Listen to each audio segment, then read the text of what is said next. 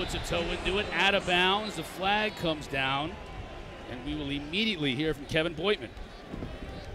Kickoff out of bounds on the kicking team. The ball will be placed at the 35-yard line. First down. That is where Mizzou will start. Let's send you down to the third member of our crew, Larisha Harris. Well, guys, Brady Cook has had a lot of success, especially in the last 3 games of the season, and he can credit that success to his self-scouting session that he had during the bye week. He said he watched his throws from the first 6 games of the season to try to learn from them and get better, and guess what? He got that done. He said his approach changed. He changed the way he spent time at the facility, and he really learned how to be a true starting quarterback, and coaches agree that self-assessment contributed to the evolution of his game throughout the season. Welcome to ESPN as we are getting started here in the United Home Mortgage Gasparilla Bowl. First play from scrimmage for Mizzou, trying to go up top to Luther Burden. Well, I love it. Little flea flicker to get things going here in the Gasparilla Bowl. And just great job, better job by Carson on the back end. Number 1 defensive back there for Wake Forest, not biting on the potential run, staying on top of Luther Burden. That's something that we're going to keep an eye out for, and this defense is well aware of. Because of some guys opting out and hitting the transfer portal, Luther Burden is that go-to receiver for Missouri. Aaron Murray, Larisha Harris, Chris Cotter in the booth. Hook complete to Bannister. That's Barrett Bannister, injured in the last game against Arkansas. Graduate student from Fayetteville, Arkansas. Back in this game this week and makes the catch. No, he's their leading receiver heading into this game with Dominic Lovett hitting the portal going to the University of Georgia. And this offense really runs through the slot receiver, so you're going to see him getting matched up against nickels, against safeties. And the one thing that Brady Cook has done well this season, he struggled at times throwing the ball vertically down the field, but those quick hitters getting hit the ball out of his hand. Schrader, medical line of scrimmage, can't fall forward for anything. Wasn't able to pick up the first down. Wake Forest, this much maligned Wake Forest defense, which has really struggled over the last 3 or 4 weeks, coming up big. Well, this is a defense giving up about 140 yards per game, but you see the second level, those linebackers, Smenda doing a great job busting through on the defensive line to clean up, to stop there. And that's a tough situation. You got an offense right now that's running the ball extremely effectively, especially with Brady Cook in that situation. Seth Ketting to punt it away from Mizzou. Taylor Morin. Fair catch at his own 15, and we'll get an opportunity to see Sam Hartman one final time in a Demon Deacon uniform. Larisha Harris with more on that. Well, guys, the mental fortitude, vigor, and resilience of Sam Hartman is truly astounding. He started the season with a medical scare, had a procedure to resolve a blood clot issue, and Hartman wasn't sure if he'd even be able to experience special moments like tonight. Well, guess what? He doesn't quit, and he hasn't quit since then, because a month after his surgery, he started against Vanderbilt. And head coach Dave Clawson said what Sam means to this program from a leadership standpoint has been just remarkable. Chris? All right, thank you, Larisha. Hartman to throw on first down. Mizzou brings pressure, has his receiver, and it's a catch. A.T. Perry. That won't be the last time we mention A.T. Perry's name tonight. No, this is an offense that is filled with studs on the outside, but A.T. is the go-to at 6'4", 70 receptions this season. Wake wants to go quickly, running the football with Justice Ellison. They'll move the chains. I'm excited to watch this offense. Obviously, watched a lot of tape, and I've seen this slow mesh concept, the RPO concept, just with a little bit of a twist with how they read it. And see in person for the first time tonight, and Sam Hartman is the best at it. The patience, the confidence inside the pocket to be able to read it, pull it, and throw it down the field. Rally, right? Brings 5, stands in the pocket, trying to go to Perry deep, overshoots him. Chris Abrams drain on coverage. These Missouri cornerbacks are outstanding. Both of them have designs on one day playing in the league. You got Chris Abrams drain on one side and Ennis Rakestraw on the other. Now, we talked to Clawson about these DBs and said, hey, are you worried about those matchups on the backside? And this is an offense that doesn't look for matchups. They look for space and then attacking that space, especially in zone coverages. Second down and 10. There's that long mesh. Hartman to throw. Has Perry over the middle, and he's free at midfield. Inside of Mizzou territory, down to the 42. Well, that's the space we talk about. You use that long mesh, and you see linebackers getting up to almost the line of scrimmage. You know there's area now between that 10 to 12-yard mark. and you got a dig route to your big 6'4", 6'5" receiver going across the middle. That's a heck of a duo right there. 26 touchdowns for A.T. Perry. Ellison wrapped up in the backfield, slowed down, was able to fall forward for a yard, but Johnny Walker making the stop. They call them the Walker brothers. Johnny and Arden Walker, they're not brothers, but they both play defensive end for this Mizzou team.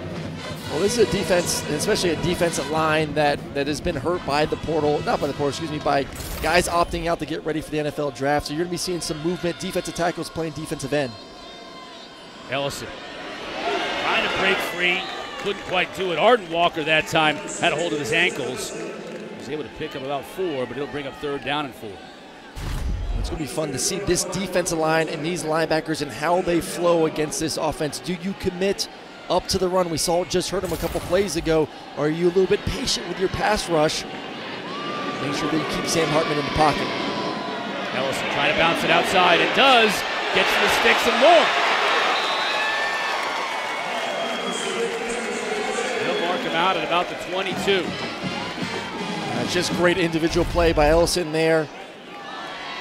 Missouri, great job getting past the offensive line, and then Ellison with the stiff arms and the speed to get to the edge. They will rotate these backs, but he's clearly RB1, their big home run threat when they hand the ball off to him. Hartman to throw. Got hit just as he got rid of it. And they'll rule it incomplete. Johnny Walker got in there. These Walker brothers, again, they're not, but they call them the Walker brothers. We've got to keep an eye on them. 15 and 55 for Mizzou. Well, this is always an interesting thing for me when you watch this offense. And Sam Hartman is, he's 6'1", he's a decent size, but with how far he gets up inside the pocket with the zone read, and he does a great job usually with different arm angles. But when you're around 6'3", 6'4", 6'5" defensive linemen and linebackers, it gets tough throwing around those big bodies. The ruling in the field is an incomplete forward pass. The play is under further review. Replay official Jeff Hansen is going to get his first look of the night. Review this pass by Sam Hartman, whether his arm was going forward or not. I just feel like it would be, obviously, for all of us short quarterbacks, a big-time advantage to be 6'3", 6'4", and that's why you see the traditional 3 and 5 step drops from the gun. You get to 9, 10 yards deep from the line of scrimmage so you can survey the field. You get to see through those passing lanes, but because of their offense, he really gets right behind some of those big guys up front, offensive line and defensive line, as we take a look to see, was the arm going forward to make this an incomplete pass? I think so.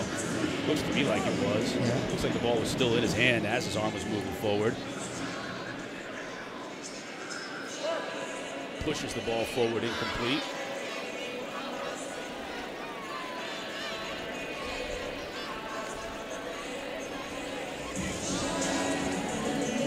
Mentioned it, it's been well documented. Sam Hartman, this is his last game with Wake Forest.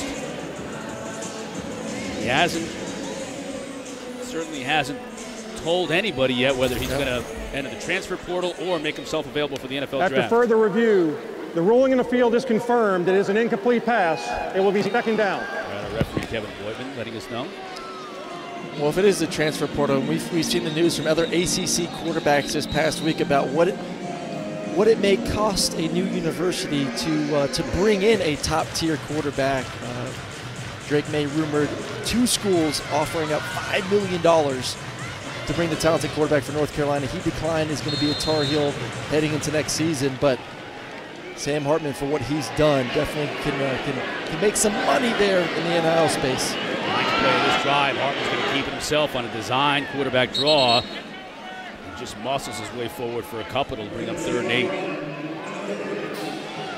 When we see this offense, we see Sam Hartman and the talented receivers from Perry and Green and Banks and William and Morin. But what I've loved to see and have seen this year is just a relationship with the quarterback and the tight end, especially Whitehart in these situations inside the red zone. Big targets getting matched up against guys that aren't great in coverage. Hartman to throw on 3rd down, pressure up the middle, but he gets it away to Perry. A lot of contact in the end zone, flags come flying. That's a big-time matchup, Chris Abrams-Drain against A.T. Perry.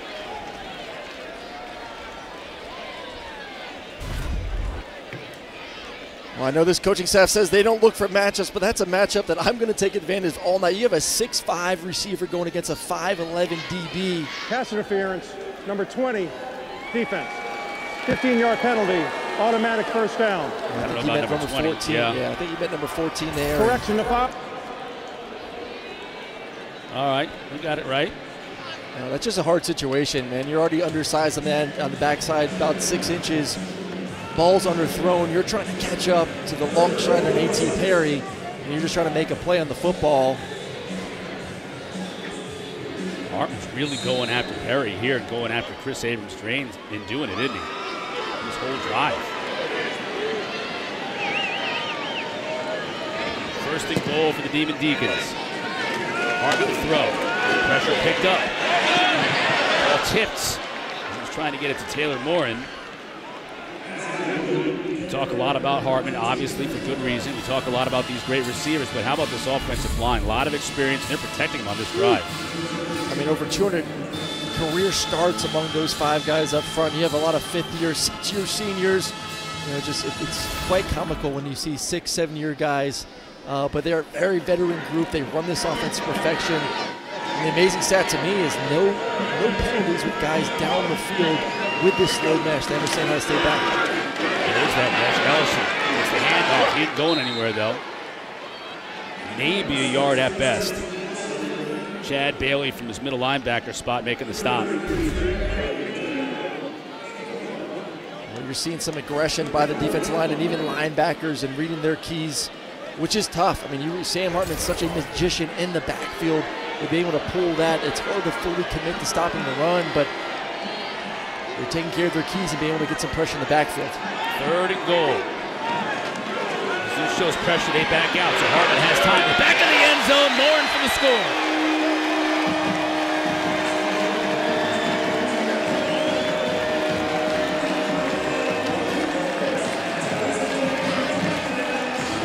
Well, that's a great job by, first off, the offense line. We just gave some love to them, but you cannot go through your read like that unless you got the offense line most touchdowns in ACC history there for Sam Hartman. Great job, great footwork in the pocket. He won the work left to A.T. Perry.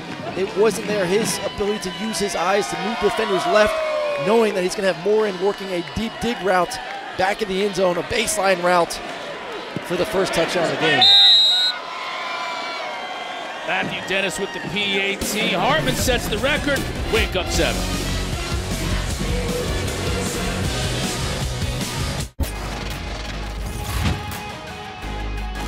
He's just everything that's right about college football. He's a great quarterback.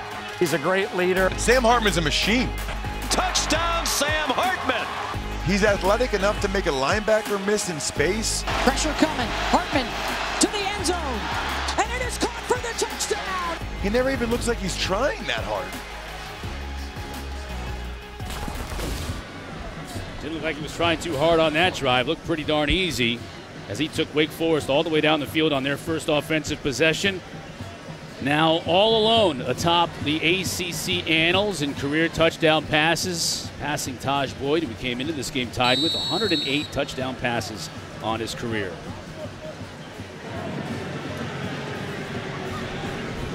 Ivan Moore to kick off for Wake. Nathaniel Pete, transfer from Stanford, is deep from Mizzou.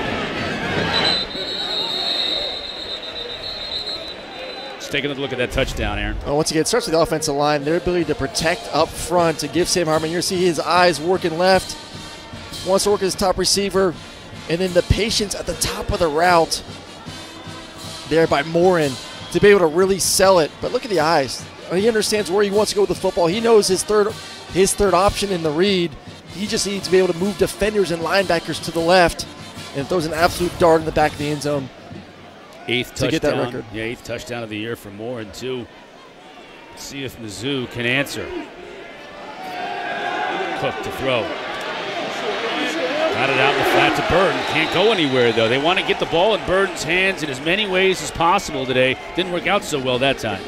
Well, too, and talking with Eli Drinkwitz, head coach there for Missouri, he knew that, you know, with some of the guys that he's missing on defense and with just how awesome, essentially, Wake Forest is on that side of the football, they're going to have to score points. They're going to have to take some shots, and they're going to have to find, like you said, creative ways to get Luther the football in space, see if he can win some one-on-one matchups. Cook to throw now from the pocket.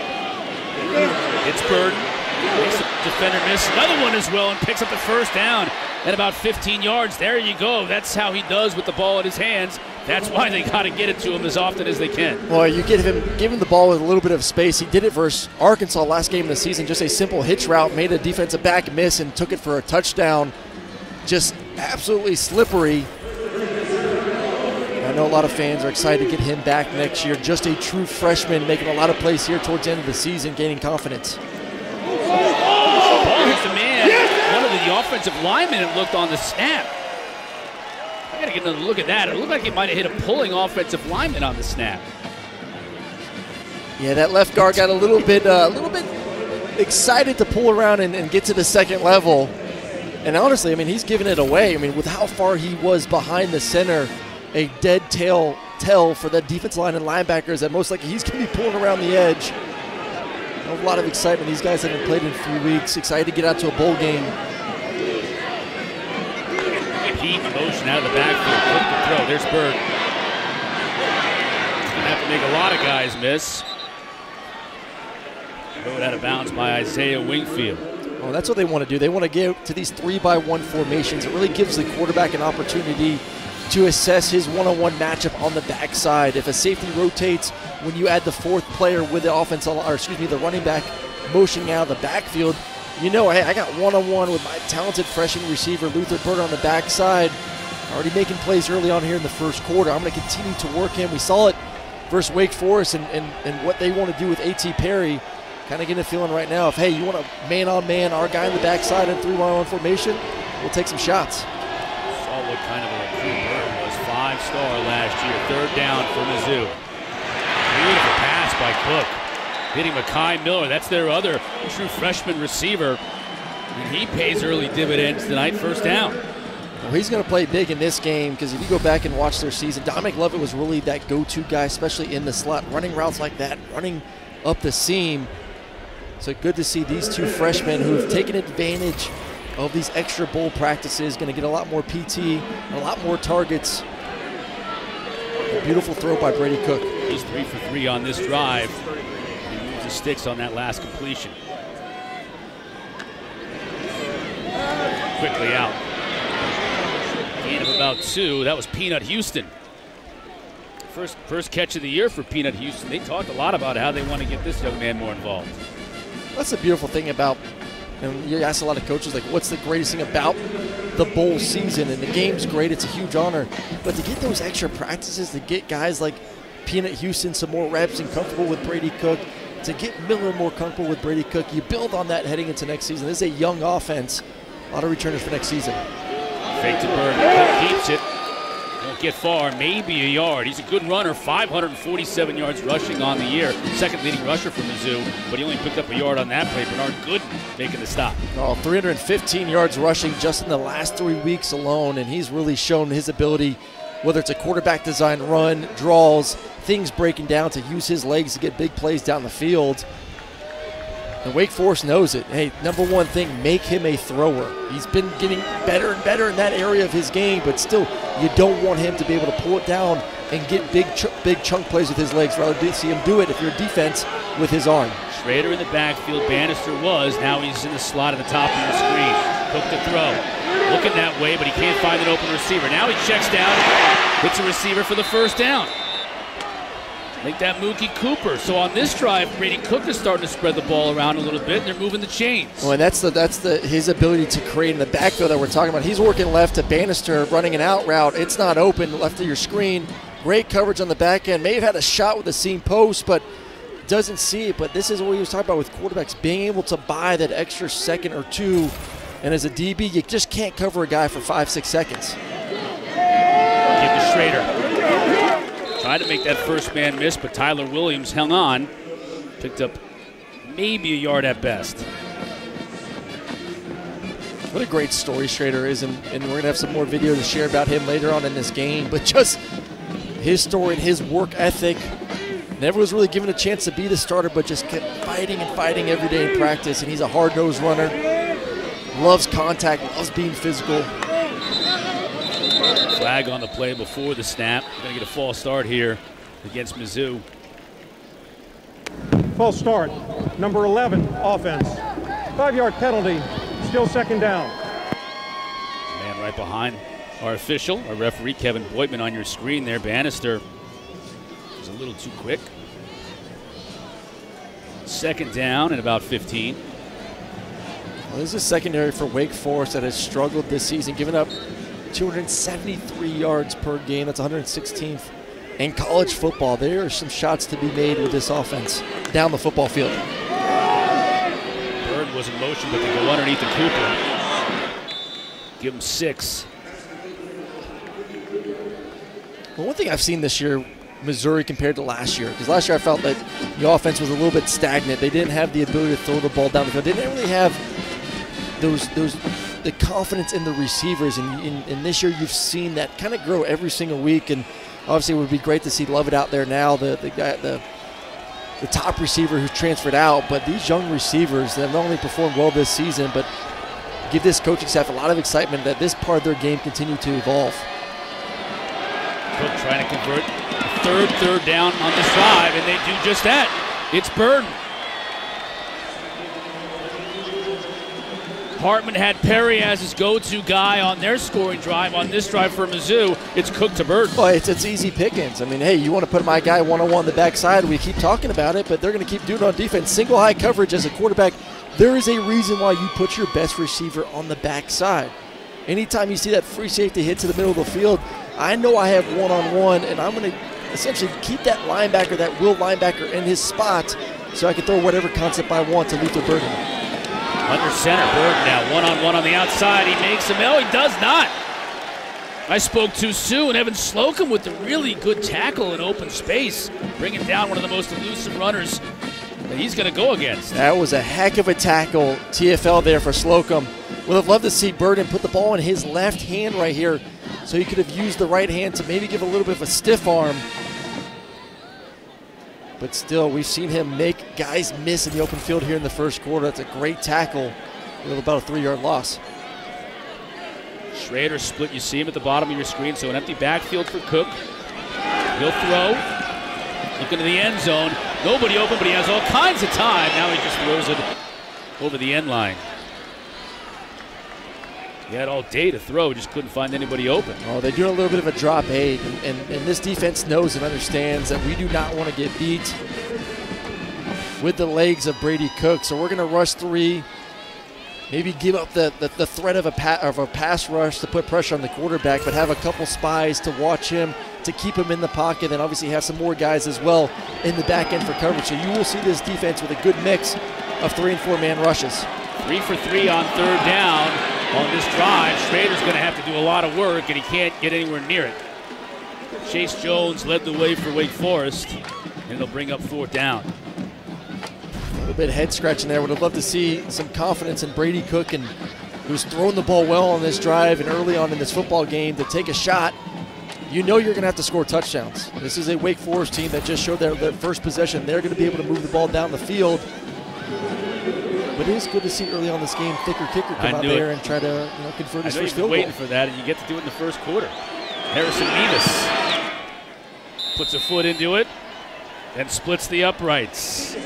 Tigers are on the board here at the Union Home Mortgage Gasparilla Bowl. 7-3 Wake on top. 7-3 Wake Forest on top here in the Union Home Mortgage Gasparilla Bowl in Tampa. If this weather continues for the next couple of days, you're going to have to watch a lot of NBA on Christmas Day. I mean, check this out. 5 star-studded games on both ESPN and ABC. Sixers-Knicks starts at noon. Lakers-Mavs, Bucks-Celtics, Grizzlies-Warriors, Suns and Nuggets capping the night. Every year we always have some of the association's best games on Christmas Day. This year, no different.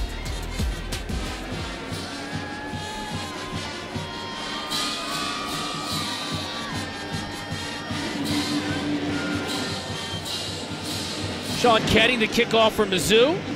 Tigers are on the board. Ketting puts a toe into it, drives it deep into the end zone. No return on that one. Wake Forest has the ball when we come back. Demon Deacons up 7-3 here early in Tampa. Let's take a look at today's clutch delivery. It's brought to you by Chipotle. Of course, it could be nobody else other than Sam Hartman. Here's the record breaker. Just delivering as he always did. 108 now career touchdowns at Wake Forest. That ain't too shabby. Nope. Not too shabby this holiday season. Happy holidays to everybody out there. Hope you're staying safe and as warm as you possibly can. Thank you for joining us today. Once again, A.T. Perry has been Hartman's favorite target really the last couple of years, and he is so far today. There's the graphic right there. Taj Boyd finally surpassed by Sam Hartman. Had to wait for the bowl game to do it. Phillip Rivers in third place, although Rivers is the conference's all-time leading passer in terms of yards. That is a bridge a little too far for Sam Hartman today. Man, just imagine if he would have come back for next season to Wake Forest. And, hey, listen, he may stay in an ACC school. He decides to come back for another season and transfer somewhere else.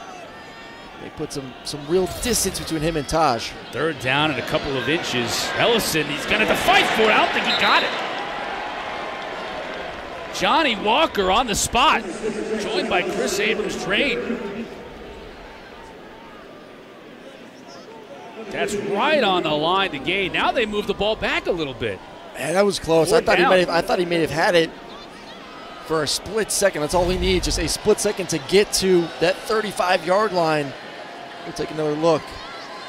It's impossible to tell where the ball is from that angle there, Aaron. I mean, the ball is being covered by Ellison's body, so you can't tell there. And I'll tell you what, David Clawson not taking any chances. Why would you this early in the game from your own 35? Got to punt it away.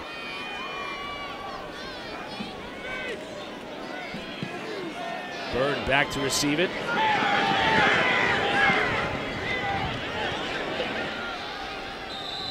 That one will be touchdown at about the 31-yard line. Christmas Eve tradition. We're going to take you out to paradise. The Hawaii Bowl. An easy post-Hawaii Bowl in Honolulu, Middle Tennessee, taking on San Diego State. Blue Raiders have won 4 of 5. Aztecs, one of the top defenses in all, a group of 5. Coverage begins at 8 o'clock on ESPN and ESPN Deportes and the app. I used to do the Hawaii Bowl every year because it was Christmas Eve, and there were like families, family people want to be at home with their families. I don't got any family to be home with. I'll go to Hawaii. I think Hawaii's warm right now. Maybe the only place. That's the spot to be. That's the spot. Flag on the play before we even get started. False start. Number 75, offense. 5-yard penalty, still first down.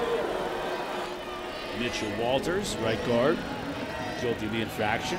Zoo will move back 5 yards.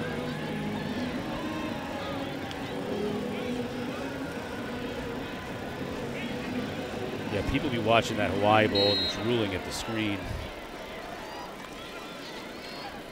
Fake to Pete. Cook is going to keep it. He's got room to run and getting blocking downfield. Got out to the 35. It'll bring up third manageable. Second down and manageable, rather. It was funny talking to some of the players on the field before the game. They felt like, hey, we're going to Florida for a bowl game. It's going to be warm. It is warm relative to the rest of the country, but not what you expected come to Tampa. That's right. Here in the 40s this evening. For the folks down here. That is the end of the first quarter. And you're one of them. 46 degrees is like dangerous cold. Yes. Through one here in Tampa. Wake Forest riding the arm of Sam Hartman, taking the 7-3 lead. We're going to see some fireworks, though, throughout the rest of this night. Don't go anywhere. Union Home Mortgage Gasparilla Bowl moves into the second quarter when we come back.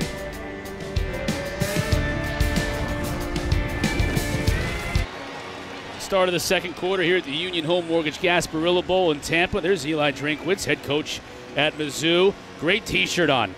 Wearing a Mike Leach T-shirt. We, of course, lost Coach Leach far too soon earlier this year. And we're going to see Mississippi State right here in this stadium in the ReliaQuest Bowl on the 2nd of January. And certainly the architects, the godfather, if you will, of the air raid system. Oh, my goodness. It's an amazing job. I had opportunity to cover him a few times in my career. And always fun to be around, and very fitting that the bowl game this year for Mississippi State is going to be in this stadium with the pirate ship. Yeah. Hopefully they have a great something special to honor him there at that football game. But it's been really cool to see different teams, especially in the SEC, find unique ways to honor Coach Leith, whether it's decals on the helmet, always Coach Eli Drinkwitz right there with the T-shirt, just how much he meant to the game of football and the evolution of an offense. Yeah, you think Air Raid, you think Mike Leach.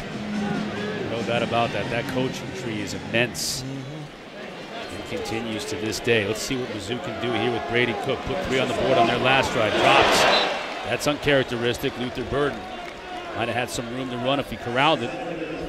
Well, we've seen Luther Burden on the outside matched up one-on-one, and really this offense wants to find ways to work the middle of the field. So I love, for a young receiver to have to learn the entire playbook, that's tough. You want them just to focus and play fast. So his ability this season to continue to learn new positions, to get moved on the inside at sometimes, to be able to go out there and make plays against linebackers and safeties.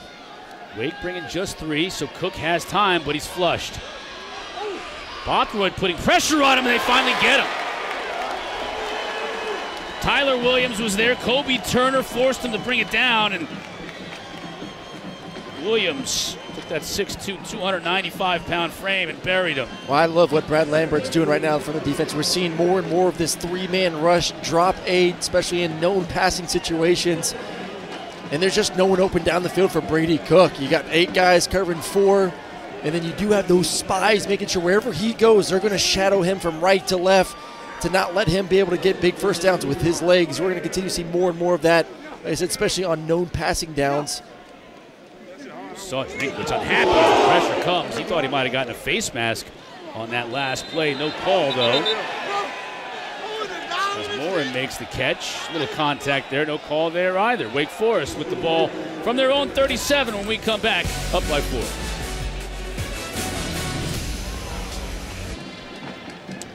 Sam Hartman back on the field. Wake Forest back with the football, leading 7-3 here in Tampa.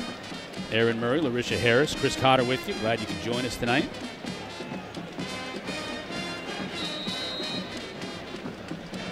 Hartman already with 1 touchdown pass in this game and looking for more.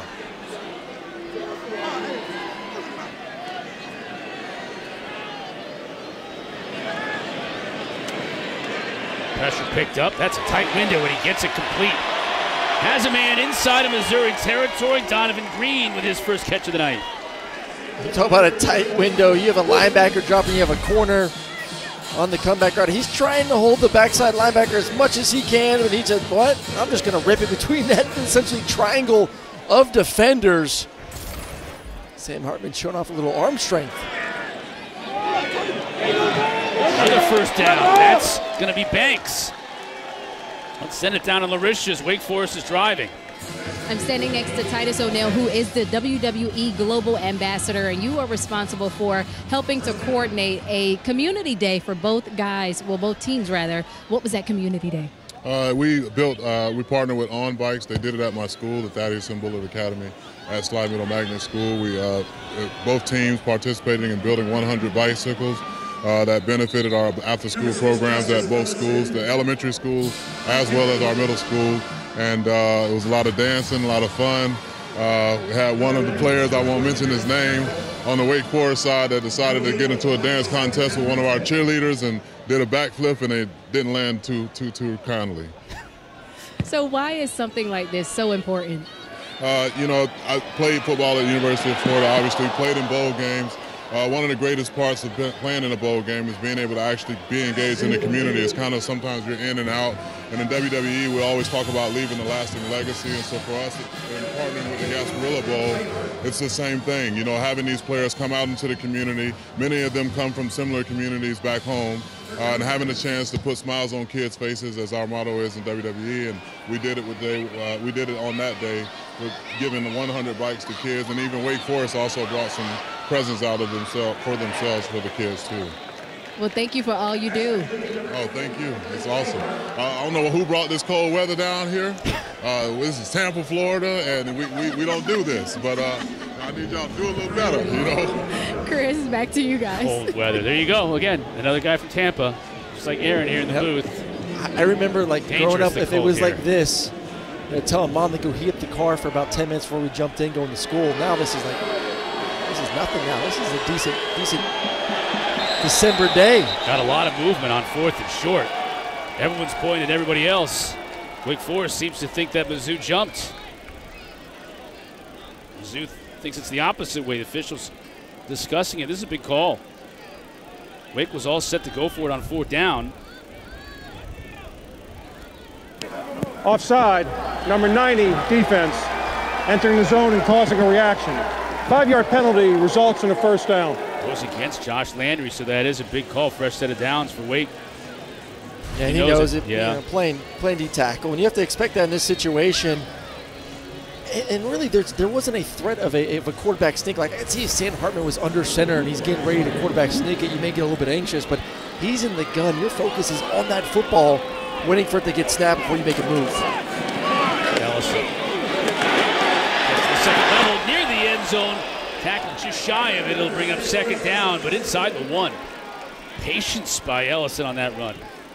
Sean McGinn, left guard, does a great job pulling around left guard and left tackle. And you said it, the patience to let the big guys up front. Now Hartman's going to try and sneak it. Doesn't get there. Gets pushed back. His forward progress will have him marked right at the 1-yard line. Basically no gain, but Mizzou stuffed him.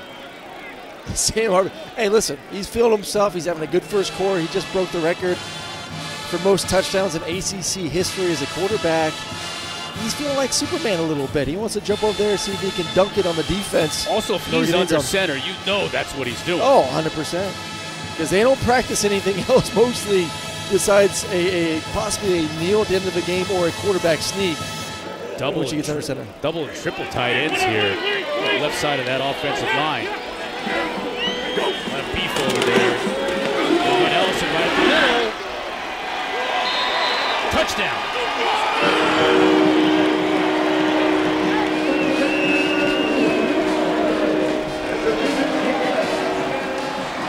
Really, to me, the story of this game here in the first half for Wake Forest, obviously, you know, Sam Hartman doing his thing as usual, but this offensive line, both in the pass game, giving him time, but also in the run game, asserting their will. And they knew they're facing a Missouri defense tonight that's missing some of their top guys on defense who opted out of the bowl game, and they're just licking their chops, taking advantage of some of the youth and backups there for Missouri. Dennis on for the point after try.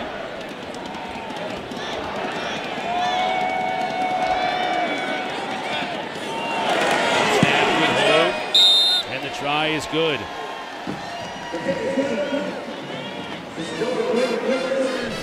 Wake Forest is mixing it up. The passing game's working. Justice Ellison's working. 14-3. Stephen Deeks on top.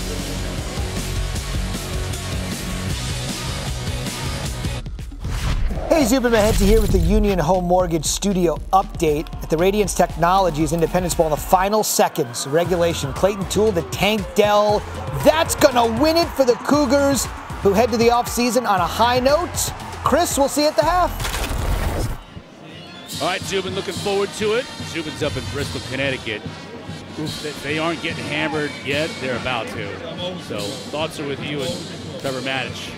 You guys at the half. That's why everyone here in Tampa just needs to chill a bit. Just chill. You're chilling it a little. You're not freezing your butts off like everyone else in the country. So I'm not telling our wrestling friend that. No, I ain't getting anywhere near Titus saying that. Titus can complain all he wants. 14-3 our score. Missouri's got to get something going. They've been too one-dimensional, I think, passing the football. And Cook's had some success. They haven't been able to establish any running game at all. 1 yard rushing so far for the Tigers. Pete, let's see what he can do on this return.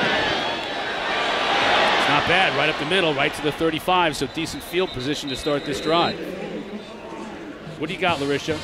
Number 66, the right guard from Missouri, Connor Wood. He is on the sideline now. He has a boot on his left foot.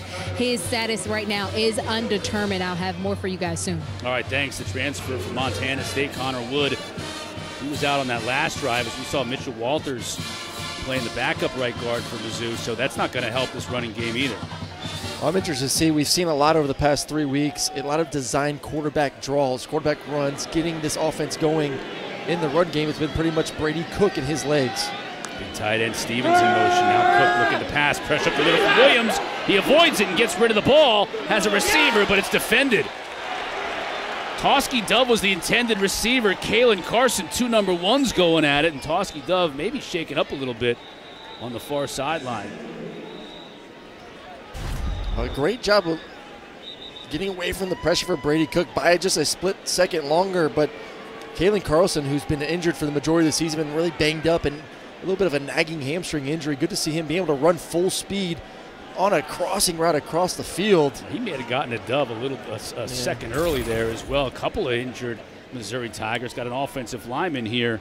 Looks like it might be the center, Connor Tollison. He's down, and the staff is checking on him and that left leg, and Tosky Dove is also still down. We'll take a quick break here from Tampa. We'll update you on the status of these 2 Tigers when we come back.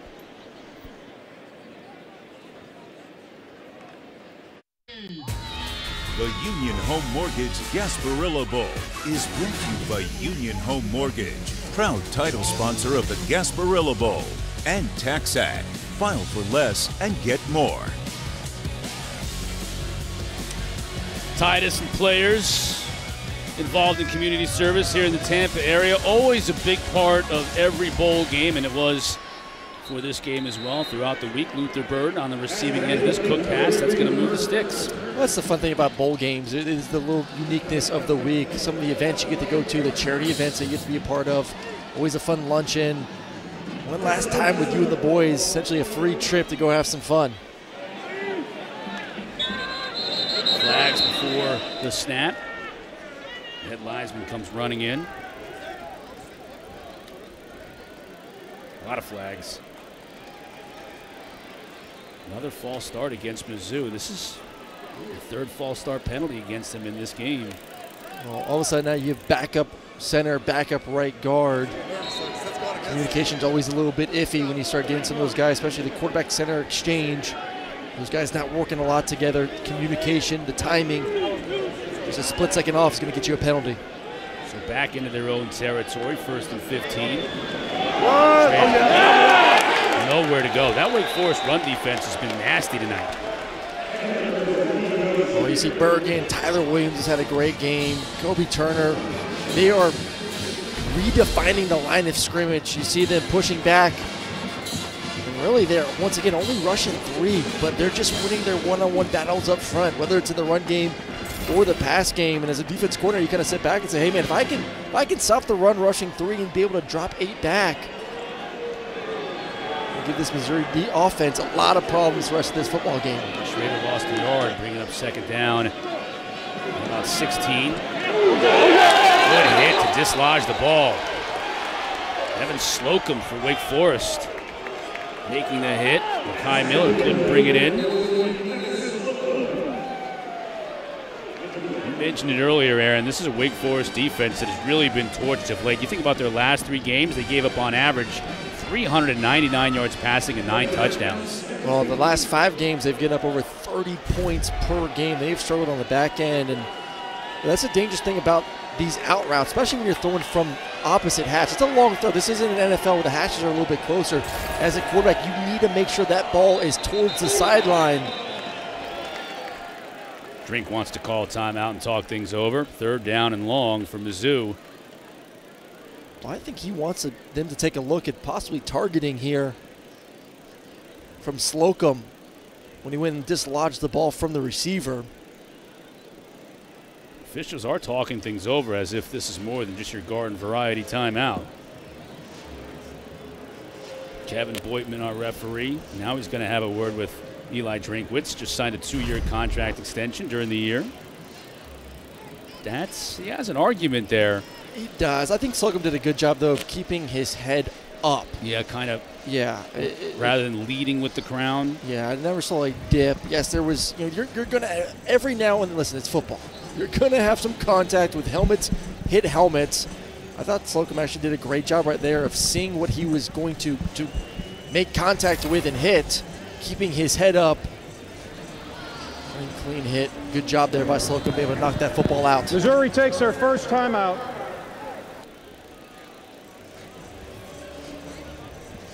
Timeout is granted to Mizzou. We're at the 9:17 mark of this second quarter. Aaron Murray, Chris Cotter, Larisha Harris.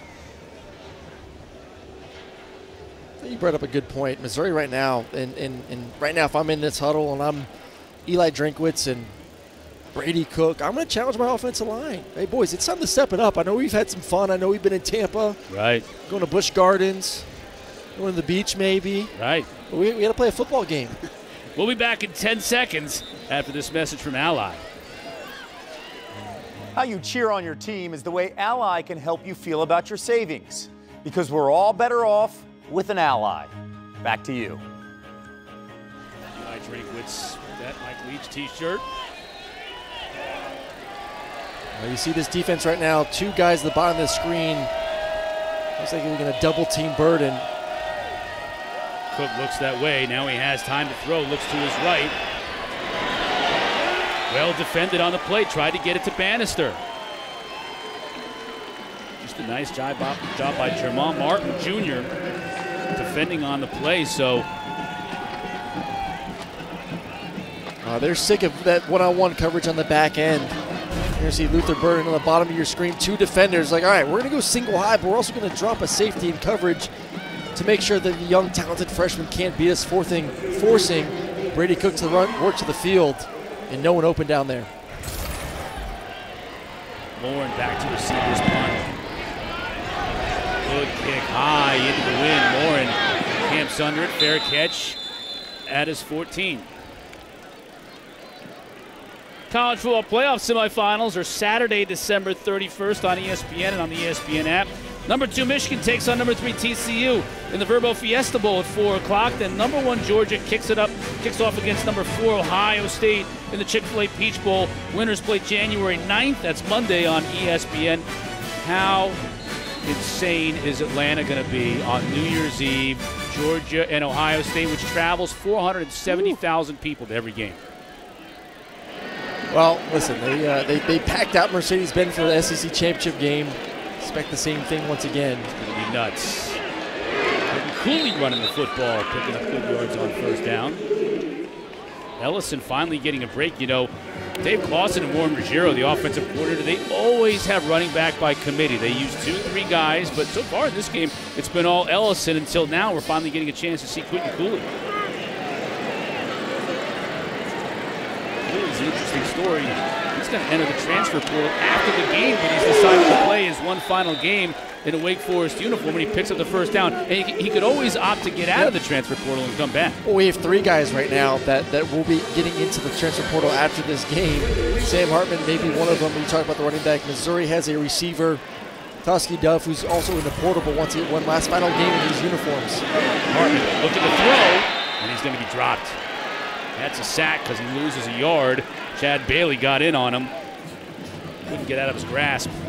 And we haven't seen as much of the slow mesh reads in this football game or Sam Hartman really getting up there, but that's the hard part to me. Like, I'm so used to back in the day, you know, when most quarterbacks being back 8-9 yards and being able to see the field. Like, I think things get a little bit too clustered in front of him, getting in front of his vision. Cooley out of the backfield. There's a lot of room and a blocker in front of him. Couldn't use Perry, though, as he'll be stopped shy of the first down. That play looked like it was going to gain a lot more than it did. Chris Abrams-Drain was able to avoid the block from A.T. Perry and make the tackle. I think the one thing, too, when you watch this Wake Forest offense, and a lot of people who don't really watch the ACC or watch the Demon Deacons, they think it's all just a slow mesh, and that's their entire offense. It really isn't. Like, I think Sam Hartman does a really good job, and while he will have success if he moves somewhere else, with just the normal drop back pass, getting through your reads, and then finding your checkdowns. 3 for 5 on third down. Got another one here as a receiver, too high for Morin. Mizzou defense stands up. Joseph Charleston on coverage. Good to see him back in the game after he missed the Arkansas game at that free safety spot, forcing a punt. They knew the sticks were there, and anytime you see some sort of bunch formation, usually that outside receiver, a lot of times in that situation, wants to run what we like to call an Okie route or an Omaha route to the outside, and they were all over it, forcing the punt. Ivan Moore in the punt for Wake Forest, and Luther Burden to return it, but he won't get a chance. And Knuckler will just die right at the 35. Now Burton comes up and touches it. Was it recovered by Wake Forest? It was.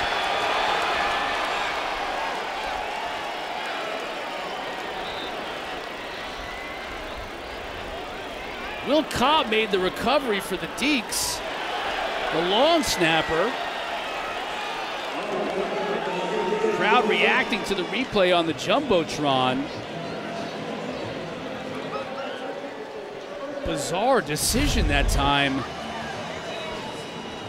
by Burton. I don't understand what he was trying to do in that situation. I think he probably looked. Yeah, he probably looked up and saw green grass, and right there he's like, "All right, I'm taking it." No one's really paying attention to the football, but hey, listen, man, it's still a young player trying to make plays, low-scoring game. That's a freshman mistake. Yeah.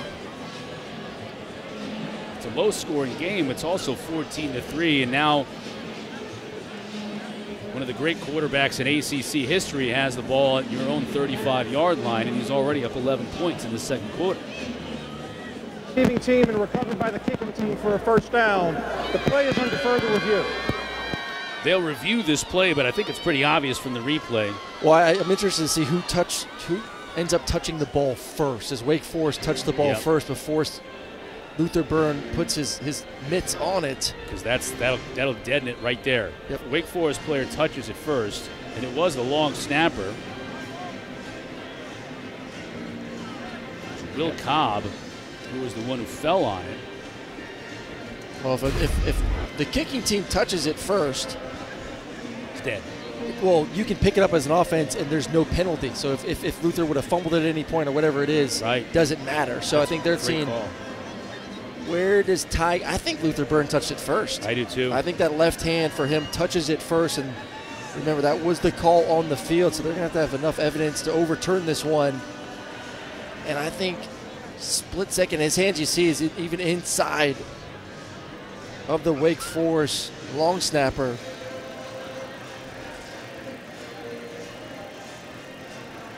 That's right, because at that moment, everyone's just sitting around watching the football, and you kind of think as a return, like, hey, man, let me just pick this thing up and take it. After further review, the ruling in the field stands as called. First down, Wake Forest. Remember, the situation a little bit different, where it reminds me of the SEC championship game. I know we just talked about Georgia a little bit, but Chris Smith, block kick, ball's just sitting there, and you're kind of evaluating like where everyone is on the field. He picked it up, returned it for a touchdown. I think the same thing happened there. Luther Burns looking around, didn't feel like anyone was really around the football. Opportunity to pick it up and go, and one, obviously you watch the film and make the correction come next season. I was about to do the proverbial announcer making fun of his co-announcer's golf game, talking about, you know, the wedge dying at the 35, and lo and behold, we had some action, and it was good action for Wake Forest. That isn't, though, as Chad Bailey, once again, Chad Bailey's making a living in that Wake Forest backfield. Well, this is a defense right now that we talked to them this week, and they wanted to be the aggressors. They didn't want to sit back and let Wake Forest dictate the tempo with this slow mesh offense. They wanted to be the ones coming downhill, one gap aggression. Hey, Will's line! Will's line! More pressure. And this time they got to Hartman enough to force a bad throw. Bailey again. 33 has just been on a mission. Oh, it's all out blitz. It's cover zero. They put their corners on an island right there, and they trust them. But these are, we said it at the beginning of the broadcast, these are some of the most talented receivers in the ACC on this roster here for Wake Forest, and they've made some plays in this game. So gutsy call there, bringing the pressure. We can see if they do it again. I think the goal right now is make sure Wake Forest stays out of field goal range, get them off the field and force a punt. Showing pressure, they bring just 4. So Hartman has time and has a receiver, Perry, right at the marker to gain. Let's see where they mark him out. I think he's going to have the first down. He does. All right, there's single high coverage, and you see the corners upset. He's hoping and wanting the flat player, the linebacker, to get out there. You see 13 kind of just settling. His responsibility is the flat. You need to get out there and force Sam Hartman to throw the ball to the inside, where you have to hook the player to guard that number 2 receiver. Great converts. Zoo brings pressure again. Trying to go to the end zone for more. It looked like he might have had a receiver break out for the route. Donovan Green broke early, and that or he just overthrew more into the corner.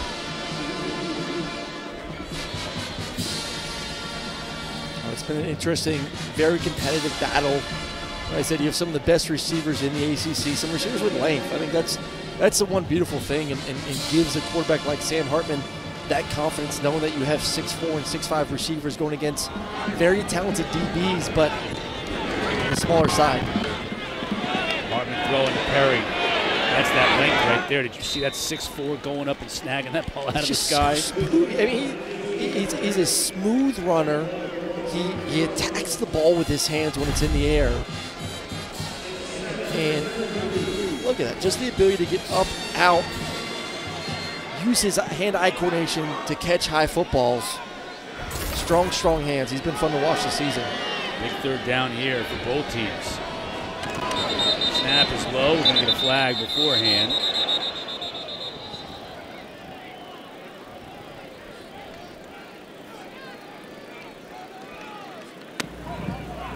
False start. Number 55, offense. 5-yard penalty, third down. Center Michael Juergens. Good look at Dave Clawson. His 9th year here at Wake Forest. Man, he's been so good here at Wake. And he loves it. I asked him this week. I was like, man, every time there's coaching jobs open, and there's a ton, I feel like he doesn't get a lot of love, and he keeps telling us, man, I'm happy where I'm at. I love Wake Forest. Loves Winston-Salem. And obviously he's had success year in and year out. 7th bowl in a row for this Deacon team.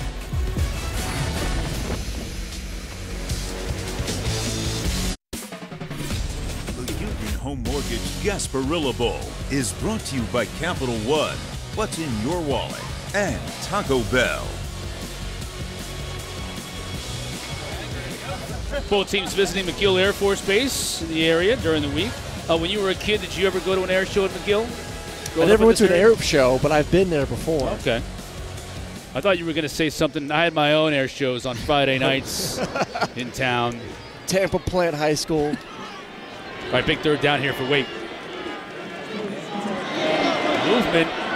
No flags down as Hartman goes to the end zone in the double coverage, and it's intercepted. Carlisle's picked it off.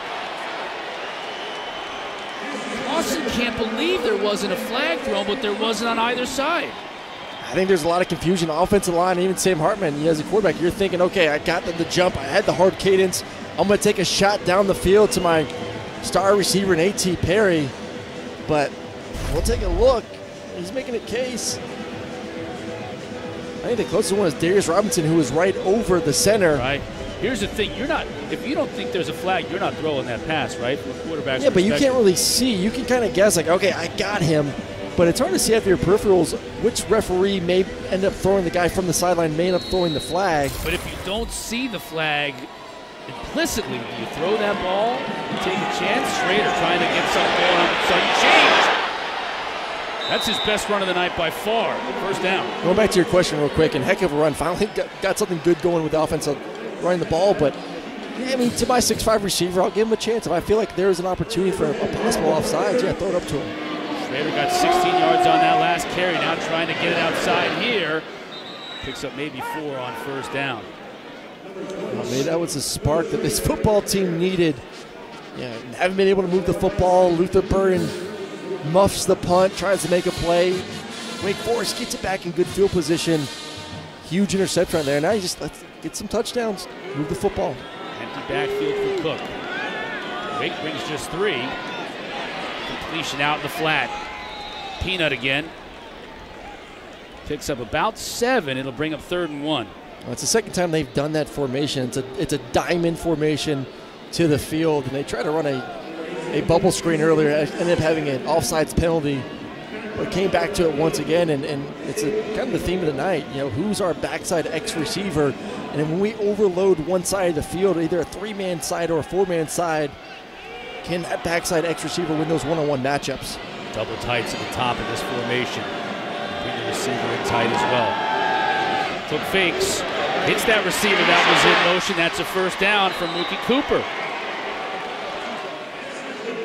I think you're right about that spark that interception provided this Mizzou team here late going in this first half. Well, it's a great job, and this is usually something you practice where that running back is wide open in the flat.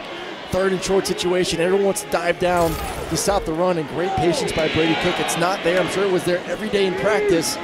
Composure, finding number 2, hit him with a dart for the first. He's going to keep it. Avoids the first tackler. Now he's in the next level, inside the 20, 15, 10. Can he barrel his way into the end zone? No, but he sets up a first and goal for Mizzou. And that is when Brady Cook is at his best. Zone read, and he is such a willing runner and a tough runner, one-on-one with the defender. Over and over again, we've seen it this year. You ain't going to take him down in the open field with him putting his shoulder down. Speaking of putting his shoulder down, Pete couldn't find the end zone. You heard the popping all the way up here. Luke Mustafa was the one with the big hit from the safety spot coming in. Brady Cook, 6'2", 205, not extremely thick. Strong lower half. That's a lot of the reasons why you break those tackles. You got some strong legs to break through. It's like some sort of zone read right here. Oh, high snap. Cook's going to try and have to make something happen with his feet. Now he throws it in the end zone. What a heady play. Peanut Houston on the receiving end of the score.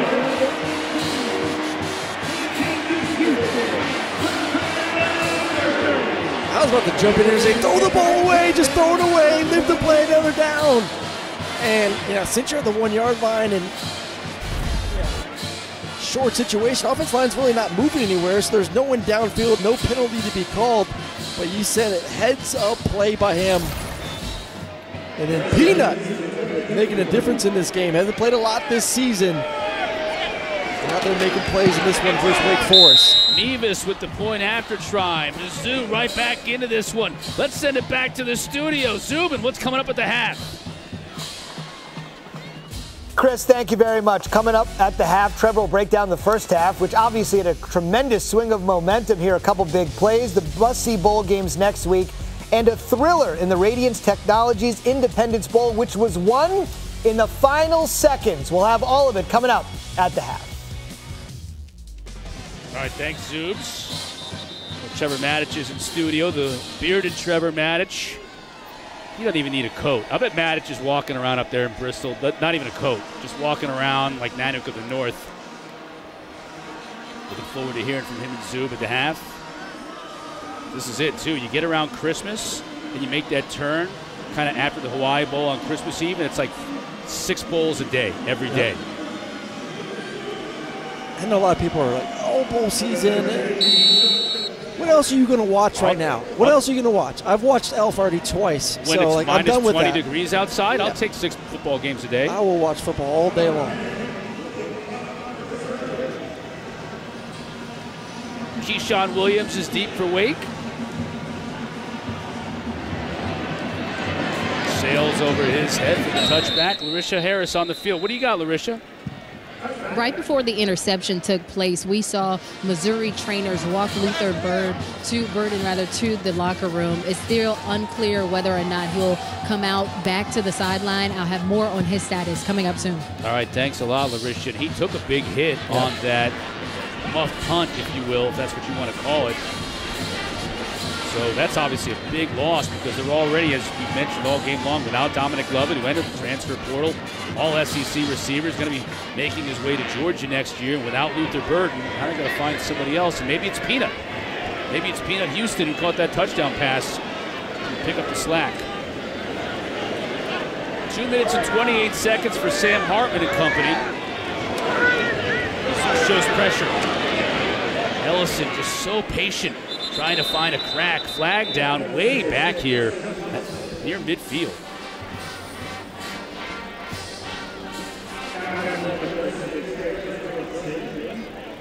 Thrown by the side judge about 20 yards downfield. There is no foul on the field for defensive holding. Second down. Thank you, Kevin Boyman, for clearing things up. Second down and 7. And now Wake Forest, 3 timeouts left, 2:20 to go. Veteran quarterback. Last few times we get to see Sam Hartman run a 2-minute drive in this Wake Forest uniform. Ellison trying to pick up the first down on the ground. He won't get it on this attempt as Chad Bailey makes yet another tackle. Third down.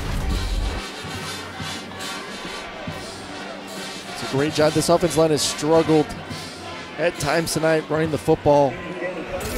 You see that side-to-side movement. Pressure up the middle.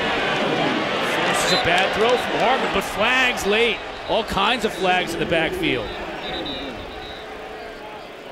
Darius Robinson, senior, got there, and now Missouri players are having words. That is not what you want to see. One of the team captains. Yeah, Eli's scratching his head. What is going on? Personal foul. Roughing the passer. Number 6, defense. 15-yard penalty. Automatic first down.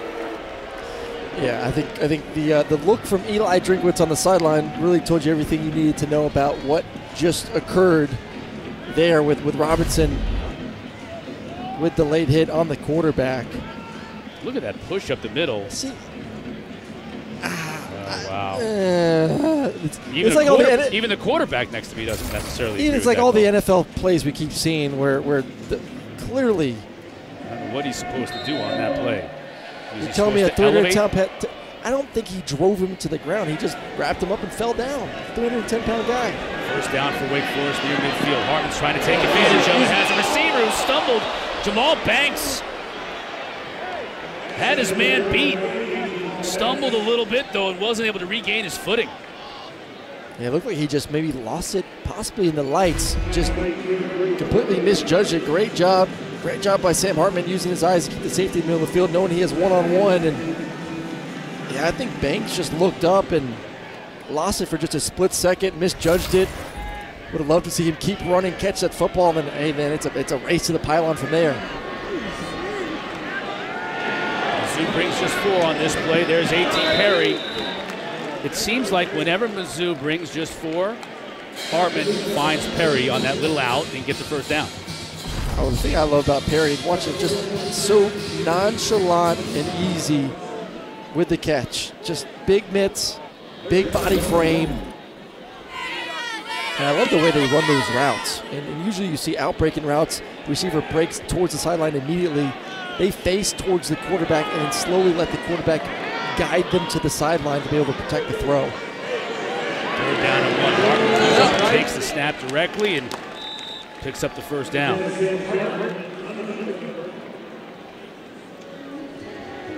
I'll go back to the roughing the passer. Your thoughts? Yeah, I don't think it's a roughing the passer. There's nothing that the defender could do. No. Robinson, he can't elevate and not fall on the quarterback. More pressure. Hartman. Perry.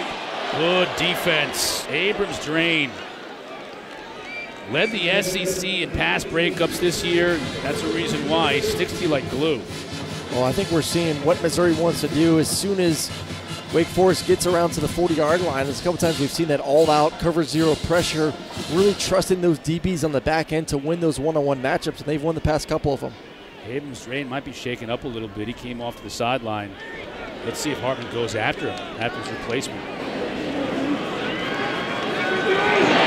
the middle, trying to hit his tight end. Defended by Bailey. And it looks like Whitehart might be hurt a little bit. Wake Forest tight end. It's the first time we've mentioned his name. I know when you were watching a lot of this Wake Forest film, you love the way he plays the game. Had 23 catches rather, and 3 touchdowns coming in. Well, I just love his route running ability. Very friendly. Roommates with Sam Hartman. Was watching them in pregame warmups. They're out there together, working out together, working on the routes. Ooh, just looks like he gets crunched back a little bit. Arden Walker was there, clean hit. Just got him in the wrong spot, I think. Hopefully he's okay. He's been so much fun to watch, and we talk so much about the receivers and AT, but really watching him run the dig routes, the outbreaking routes, very, very friendly, and you see that roommate-to-roommate connection between him and Sam Hartman. So hopefully he's okay, and we'll get back on the field here shortly. Yeah, you see Whitehart from Winston-Salem, hometown kid. Looks like he's all right, at least enough to walk off under his own power from captain. That's good to see. Another look at it. Yeah, just like he ran right into Arden Walker's bicep, his head.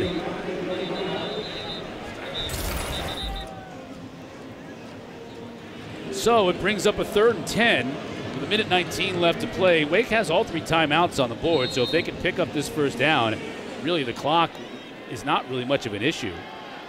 Well, key's going to be bottom of your screen. Once again, A.T. Perry, where does that safety go? Does he go to the middle of the field?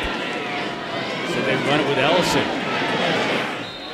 That time was patient but had nowhere to go. Tripped up after a gain of just a yard.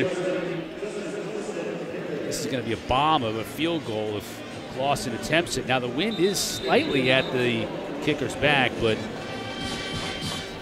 Mike Black, my spotter, who was down there watching the kickers before the game, shakes his head and says that's a bridge too far right there for Matthew Dennis, who's had an outstanding year kicking for Wake Forest, but it may just be too deep. No, right there, they were anticipating too high coverage, light box, 6-man's box. That's why you saw the running play.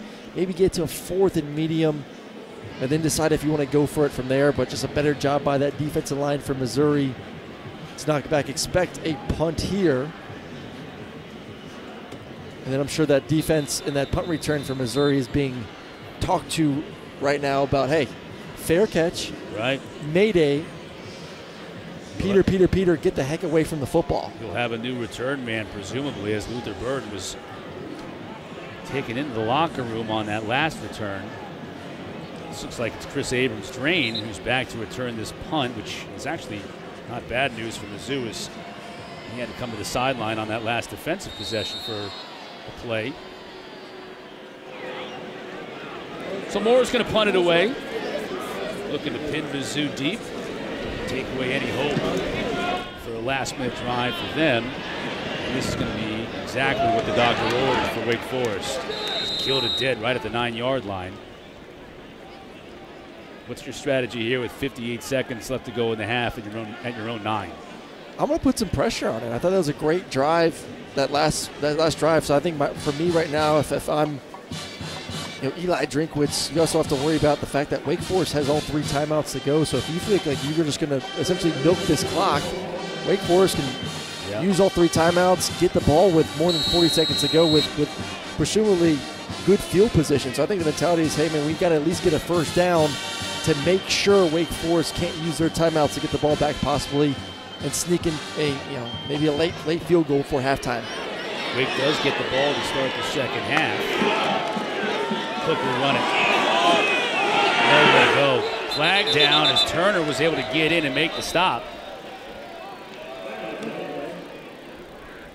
Kobe Turner, 3rd-team All-ACC nose tackle. What you see a lot of times. Holding, number 75, offense. Call goes against Walters. We have at the distance to the goal line, replay first down. Well, a lot of times when you do see these 3-man rushes, their goal is, hey, man, we don't want to prevent the big plays down the field, and they've had success with these 3-man rushes, is a lot of twisting and stunting, and what you want to do anytime that there is a quarterback draw. Don't allow those offensive linemen to set and then hit play and go forward, move it around, get those guys to have to communicate a little bit. And now it looks like Wake is going to decline that penalty and have it be second down, because to your point, now they can use those timeouts and maybe get the ball back. Our Week 16 Monday Night Football matchup, Justin Herbert, the Chargers tackling the Colts at Lucas Oil Stadium. But the Colts, who knows what'll happen in that game. 8 o'clock on ESPN, ESPN Deportes in the app. Coverage begins with Monday Night Countdown, as always, at 6 o'clock.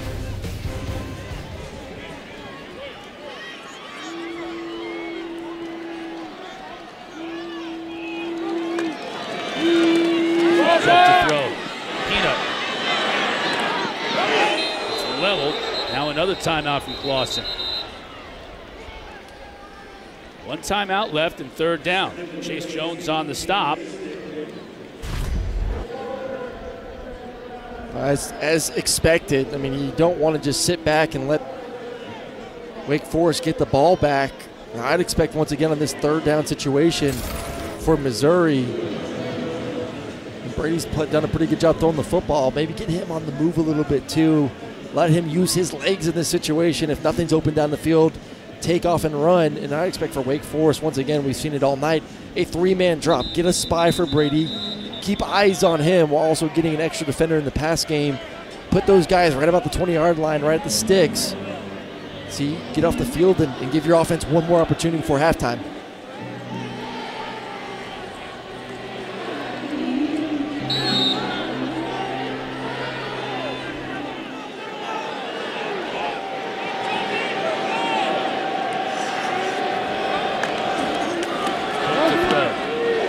Again, hits that slot receiver underneath the play, and he makes the first down. Mookie Cooper. So that's a big first down pickup for Missouri. Well, that's huge, and it looks like they want to go with a little bit of tempo there, but drop 8 coverage once again. Get the ball in the quarterback's hands. Get some guys on the outside to block those DBs. Bannister catches it, picks up 8. It's always the tricky part for coaches on the defensive side. You want to be aggressive because you want to get the ball back for your team. But as soon as you get one first down as an offense, you kind of in your mentality is like, all right, we got a first down. Really the thought of losing points for halftime is greatly diminished. Maybe we can now try to be the aggressors and take some shots down the field and move the football.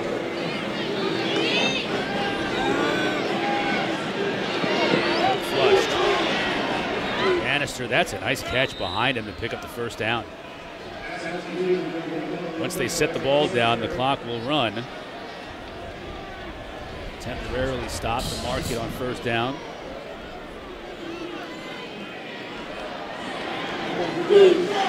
Hook flushed again, avoids the sack. He just has to throw this one away. Now maybe with 13 seconds, you take a knee. Now it's chill. Now it's now is the time to give it to Schrader. If he pops one for a big run and get you a nice little 68-yard touchdown, you pat him on the back and you're all excited at halftime. But yeah, you do what you need to do. This offense goal was you get one first down, eliminate Wake Forest's opportunity to score a touchdown or a field goal before halftime. Don't punt the football. Get out of here feeling pretty good that you made this a one-score game. Wake brings just 3. They keep their pressure incomplete. And the one thing I do worry about right now, we just almost witnessed it right there, is turning the football over. And for a split second, I was a little bit worried that Wake Forest was going to be able to get after Brady Cook. Strip sack fumble.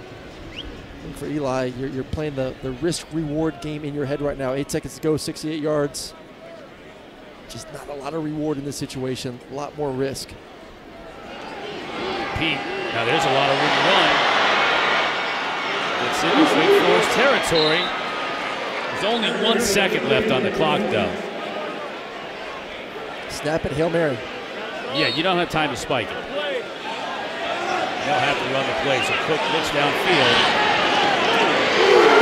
Finds Mookie Cooper, who makes the catch. Padding the stats a little bit on that last drive. But no points as the clock hits triple zeros. Maybe not as high scoring as we thought a half we'd see, but entertaining and close too. It's just a 4-point game with Wake on top. Yeah, well, we knew Wake was going to be able to move the football, and Missouri struggled a little bit, especially running the football in the first half, but got things going the last 2 drives. And goal is, can they keep that momentum going here in the second half? But we got a 1-score game, got a good football game. And you mentioned Missouri with that scoring drive to be able to get a little momentum going into the break. Larisha standing by in the field with Dave Clausen. Coach, what more needs to be done and what specifically needs to be done to contain Brady, Cook, and the Tigers offense? I mean, they've had really one good drive, and that was right before the, we had a chance to go up by a lot, and we thought we had a free play, and we threw the pick, and, that's the one good drive they've had. So I think we're doing a pretty good job. Sam Hartman has the record for the most touchdown passes in the ACC. What more would you like to see from him going into the second half? We just want to win the game. That's all we care about. Thanks. Thanks, Coach. Thank you, Coach. Thank you, Larisha. 14-10 our score at the half. Zubin, Trevor in the studio. Guys, take it away. Chris, Aaron, thank you very much. Welcome back to Capital One Bowl Mania. Welcome back to the Union Home Mortgage Gasparilla Bowl here in Tampa, Florida. All part of Capital One Bowl Mania. Just getting set to start the second half. 14-10 our score. Sam Hartman and Wake Forest on top of Missouri. Alongside Aaron Murray, I'm Chris Cotter. First half was kind of back and forth, but the last back was Missouri getting that touchdown and getting a little momentum going into half. They got the run game going. I think that was a big thing. We didn't see a lot of running and success, especially from Brady Cook. He's such a dynamic runner. Good to see them get going on the ground and then open up some stuff on the back end. Everything got started with Sam Hartman. This was the record breaker. Now he stands alone atop that touchdown passing list in the ACC. Yeah, it's been good to see him go out there and win those one-on-one matchups. But this play by Brady Cook, broken play, early snap. Thought maybe just throw the ball away, not so fast. Great job finding Peanut, making big impact. Really the one big mistake from Missouri in the first half. Luther Burden, short punt. Young kid trying to make a play, muffs it, but defense steps up, ends up getting an interception from Sam Hartman the next drive. Hartman got pressured all day long, too. Big penalty there, though, extending a drive. Wake scored on that drive. Dollar General first half stats. Pretty even across the board. You know, Missouri couldn't run the ball for a lick in the first quarter, so they got it going a little bit there in the second. Yeah, Brady Cook has looked good, though. We'll give him that. Like, he's a guy we talked about at the beginning of the game is such a threat running, but really his progression as a quarterback, as a thrower towards the back end of the season is carrying over to the game here tonight. Sean Kedding's got a big leg. He's been driving it out the back of the end zone all night long. Does it once again. So Wake Forest and Sam Hartman will take over after the touchback. Larisha Harris is down on the field. What do you got for us, Larisha? I talked to head coach Eli Drinks, and he told me his team did a good job fighting to get back in the game during the second quarter. He mentioned that interception by Jalen Carlisle and that open field run by his quarterback Brady Cook, but he said defensively he really wants his guys to do better and be more consistent in the pass coverage. Chris? Well, we'll get a chance to see it on this drive. Hartman, though, wants to start running the football. Ellison just nowhere to go. He was running into a wall. And Tyron Hopper from that linebacker spot coming up to make the stop. I mean, how good has Hopper been this entire season? From sideline to sideline, making plays. One of the leaders on that defense. Transferred in from the University of Florida. Hartman, fake to the outside. Finds A.T. Perry. Bring up 3rd and 2. Let's see how quickly Wake Forest wants to go. I think the one thing, the reason why we're seeing a 14-10 game and the success for Missouri is just the limited amount of explosive plays down the field. These corners have really stepped up, keeping the receivers in front of them. Bend but don't break mentality. Hartman to throw on 3rd down. Missouri brings just 3, but Perry's just sitting in that zone. That's a great job by Perry. Just a stick route. A lot of times with stick routes, the guy's going to break out to the flat immediately after 5 yards. When you see him, he feels the zone, uses his eyes, and just sits very friendly between the defenders. Now Missouri brings a little pressure with Perry downfield. Back shoulder makes the catch. There he is again on Abrams drain, and Perry wins that battle this time. I just talked about Missouri defenders and the DBs doing a great job on the back end, limiting the explosive plays. And honestly, Abrams drain does a great job. He's with him stride for stride, step for step. But hey, you knew the 6'5" Perry was going to get his opportunities with some one-on-ones. Plays under review. Let's see if maybe A.T. Perry bobbled it a little bit before he went out of bounds. I don't know, man. Usually when he gets his hands on it, he ain't letting go. I mean, that's a heck of a job. See, now the ball does hit the ground, but does it move in his hands when it hits the ground? If it doesn't, it's still a catch. It can hit the ground as long as you maintain full possession all the way through. Let's see. That may come back. It may have moved just a little bit, don't you think, Aaron? That's a great job by Abrams Drain, though. You saw him continue to fight. Thought the coverage being great is a better play. Initially, right now, the call on the field by A.T. Perry, but Chris Abrams Drain doing a great job of getting that hand in there, continuing to fight and battle, not getting the pass interference. Very clean on his end, and that effort may reverse this call on the field to an incomplete pass. Good job by our officials, by the way, to spot this and take another look at it. Jeff Hansen, our replay official. Yeah. That ball moves when it hits the ground. That's the telltale sign right there. Well, it changes angles, too. As Kevin Boitman is our referee, is speaking to our replay officials.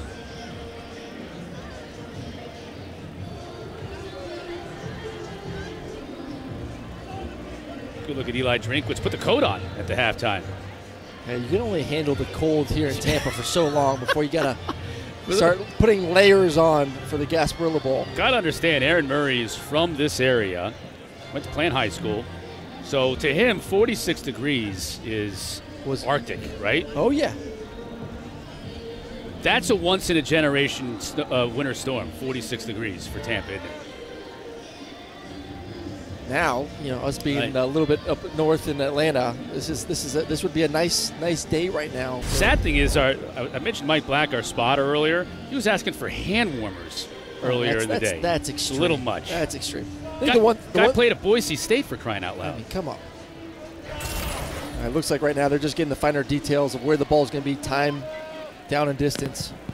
After further review, is an incomplete pass. It'll be 4th down. 32-yard completion nullified, and it was a good call, we think. Looked like that ball definitely moved when it hit the ground. So, remarking the football. That's part of the ordeal. When you go 32 yards downfield and you got to bring it back, you got to remember where you had it marked, what the clock should read. Down and distance. That's what Coach Clausen wants an explanation from right now. He's still salty from that no call he thought went against him in the first half on the offside, where Sam Hartman threw the interception in the end zone.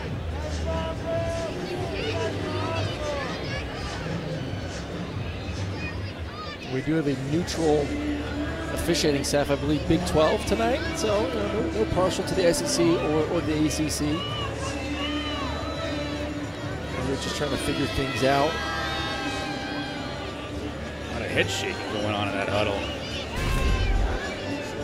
So it was right about the 40-yard line at the snap. Looks like now it's at the 33-yard line. This is A.T. Perry's trying to make sure he gets a couple extra yards for his team. Tell him where the ref should spot the ball right now. He's probably saying, I had that ball. What are you talking about? He had a lot of catches in my career. Look at those numbers. And touchdowns, too. He's the all-time leading receiver in terms of touchdowns in Wake Forest history, and they've had some good ones, especially of late. When you go back to Ricky Prohl in the early years, in the 80s and early 90s, but of late, Sage Surratt, Scotty Washington, Hinton. I mean, the names just roll off the tongue. They've had some really good receivers. A.T. Perry's one of them. Okay, 2nd and 10. We got the ball marked at the 40. Here we go.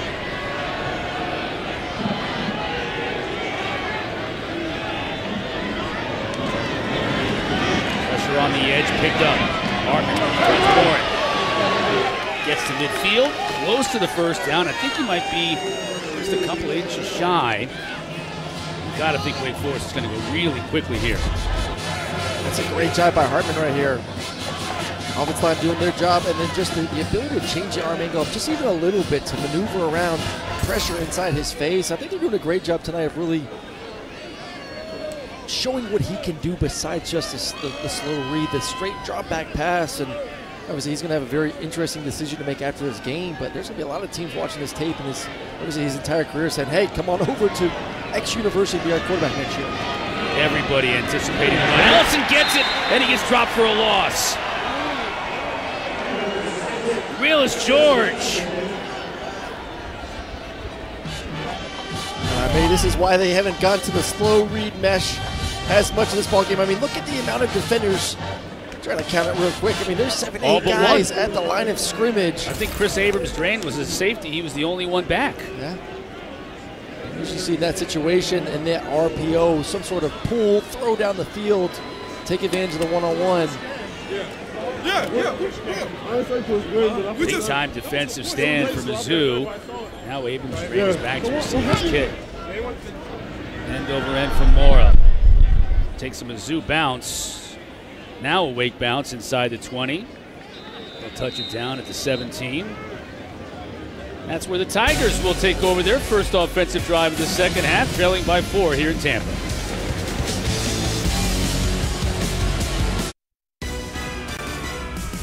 The Union Home Mortgage Gasparilla Bowl is brought to you by TaxAct. File for less and get more. The crew of Gasparilla.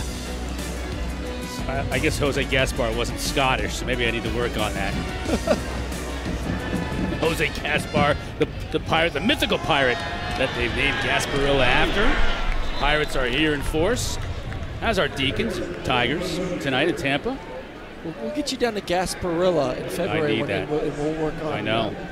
Your R and pirate voice a little bit more. Gasparilla, of course, you get the invasion where pirate ships come into Tampa Bay here. It's really an all-year event in terms of things they do for charity and whatnot, but the invasion is the big event where put your eye patch on, Captain Jack hat.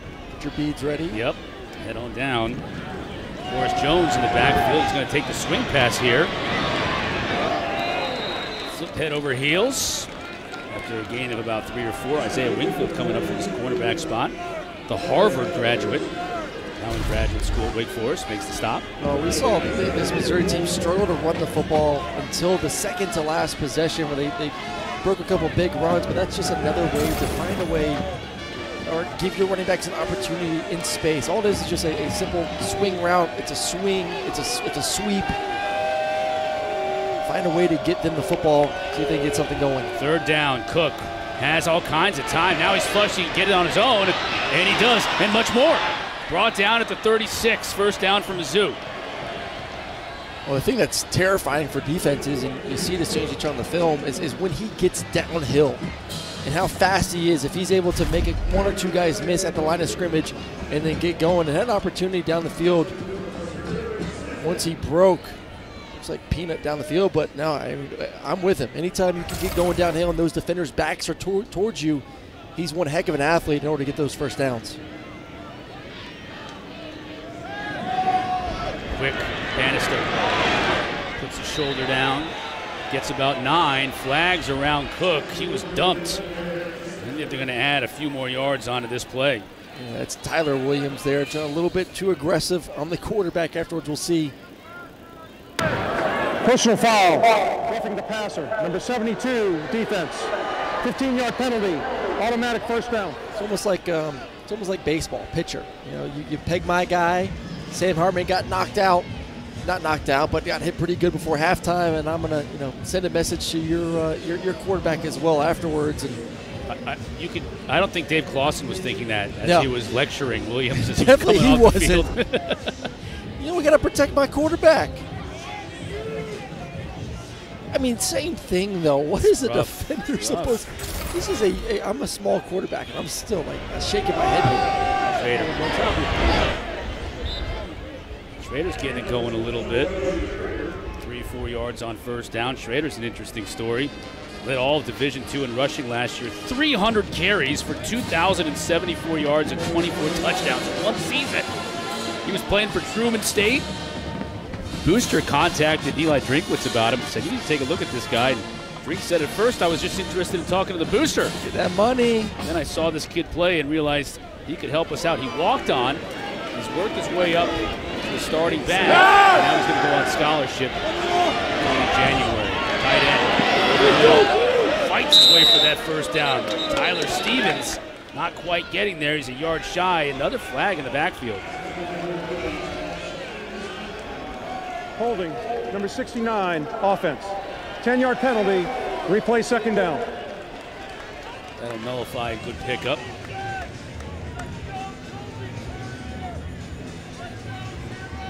Let's take a look at today's performance update, prepared by TaxAct. There's Cody Schrader. Graduated on Saturday night as well, so he has his undergraduate degree in hand. In January, he goes on scholarship as a graduate student, has one more year left of eligibility. Great story. Hometown kid, too, from St. Louis.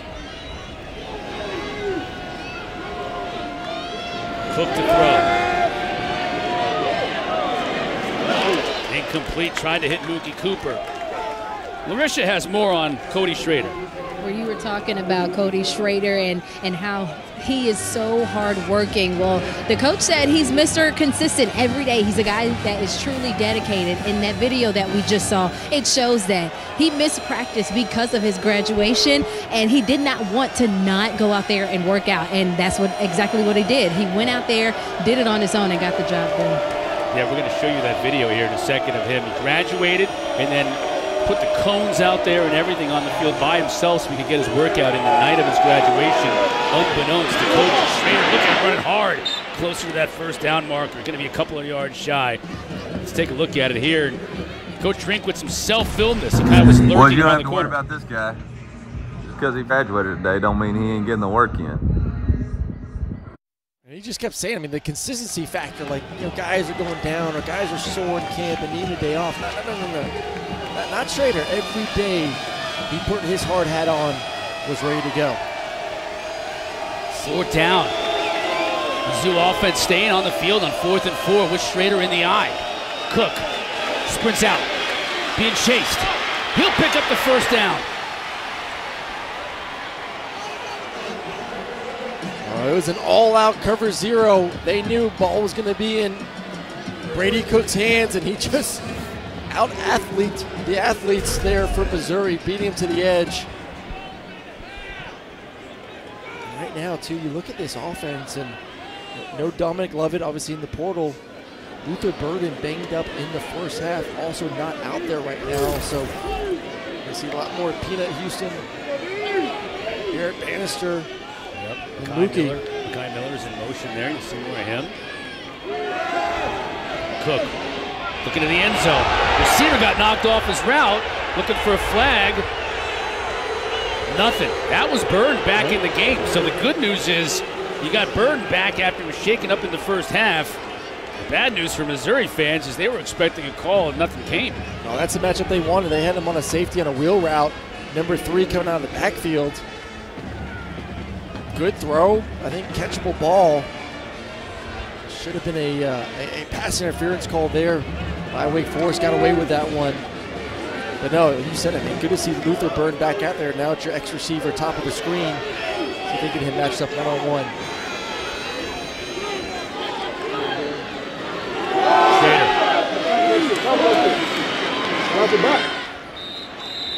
Offensive line seems to be getting so much of a better push here since that first quarter, and Schrader's been patient and working behind him. Well, I think it's a mixture of Schrader, but I also think it's a mixture of the aggression of Brady Cook running the football as well. I think as a defense, when you start seeing a quarterback having success running it, you start kind of second guessing. How aggressive can I be at the linebacker? How aggressive can I be at the D-line? And that's all you need from an offensive line. You get those guys going one or 2 directions, you're going to beat them to the punch every time. Now Schrader in motion out of the backfield. He's going to run it himself. Design play, got hammered, but was able to get close to the first down. Kobe Turner dropped him, but he's right at the line to gain, and I think he's going to get it. Larisha, what do you got for us on an injury update?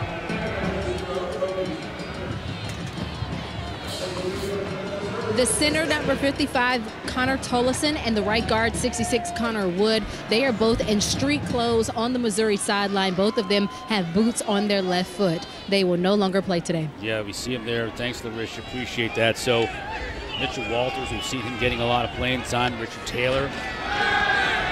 Cook to the end zone. Now we get the flag. Isaiah Wingfield in coverage, and it was just too much.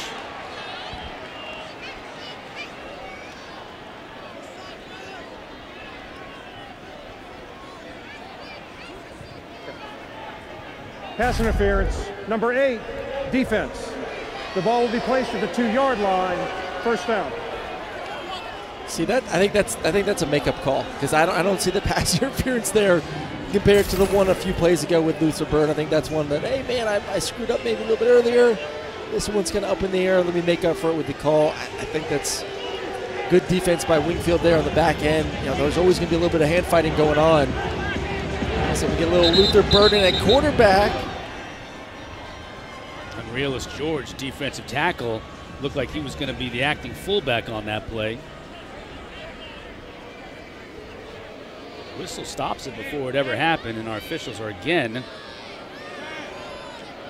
having a meeting. This time, See the group of them there at the 7-yard line. They've had some pretty intense conversations tonight, from respotting the incomplete pass. The ball is being relocated to the correct spot. It is first down.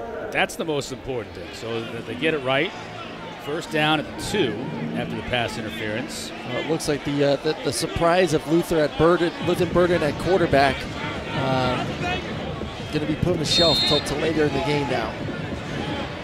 Back with Cook in the gun, flanked by Cody Schrader. Cook trying to keep himself, and he loses a yard, at least a yard.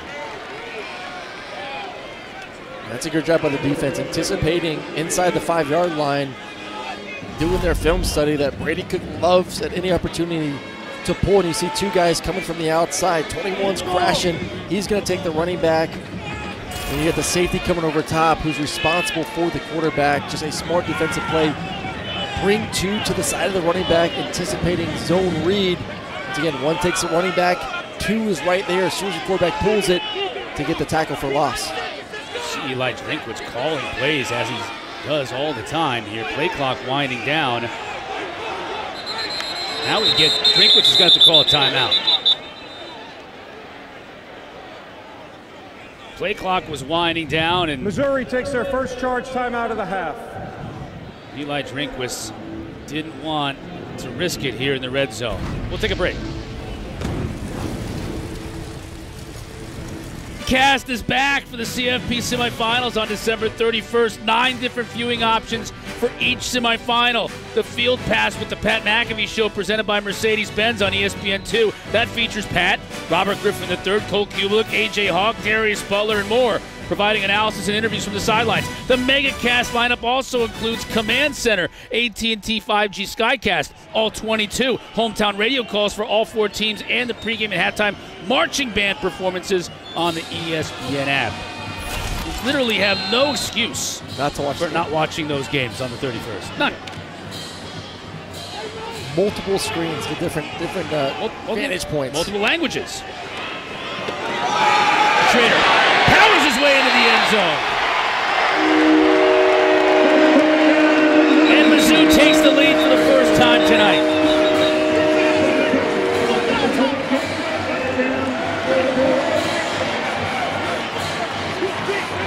Just a great job in the outside zone by the left side of that offensive line, getting width and vertical at the same time, being able to get to the second level. And then Schrader reading the patience, continuing to press the edge, and then finding that hole, getting his footing to the ground, getting north, and using his strength to get in the end zone. What that extra practice does, you graduate, get your butt back on the field, you start practicing. No question. Flag down on the field, getting a little chippy here in Tampa.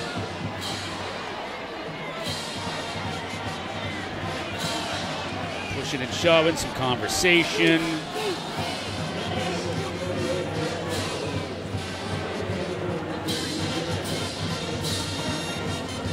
Sort out the flag. Kevin Boydman's going to have to get a lozenge. His vocal cords are getting a lot of work tonight. There's no foul on the play. Timeout. Okay. 13 plays, 83 yards, 6 minutes and 22 seconds off the clock. Punctuated by Cody Schrader. Mizzou back on top for the first time tonight.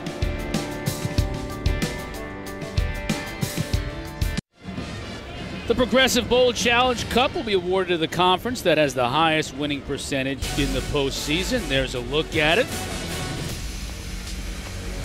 Got some standings. We'll see those later. 17-14, our lead. There you are.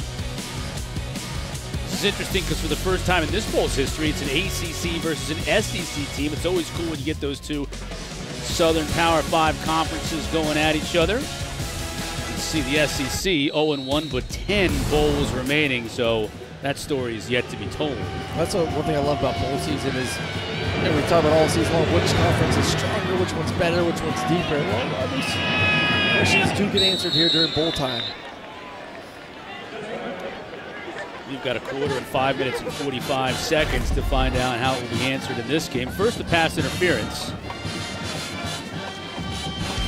Yeah, a little shove in there, so I guess it was a good call there by the refs, and then Elephants on break. Get the offensive line going left, Schrader downhill. Also now it's opportunity for Wake Forest, who, man, they looked good in the first quarter, but have really struggled to build any sort of consistency with drives here. Hartman keeps two receivers in the same area, but Perry was able to come down with it. That Perry, Keyshawn Williams. Perry makes the catch. That can't be by design. No, I think Keyshawn just got pushed so far that if he's supposed to get a little bit more vertical and then cut it across, might have lost about 5 yards, but great snag by AT. Ellison falls forward for about a yard. Darius Robinson riding his back. That's the other thing, too, is I feel like for Wake Forest, Ellison was able to run the ball a lot better in the first quarter. Really hasn't had a whole lot of room since. I think this is a tale of two different offenses when it comes to Missouri and Wake, in the sense of, when you're able to run the ball in your possession, good things happen. You all right? Hartman, complete to Banks. It is a very good secondary from Missouri, and you got the all-time leading touchdown passer in ACC history. You got some talented receivers on the outside, but if a defense knows you're just going to drop back and pass it, advantage them. You got to find a way to get things going up front for this offensive line. Especially when Mizzou just pins their ears back and comes like they are here. But Hartman sidesteps it, has space wide open. 20. Can he make a man miss? Inside the 10, he does and scores.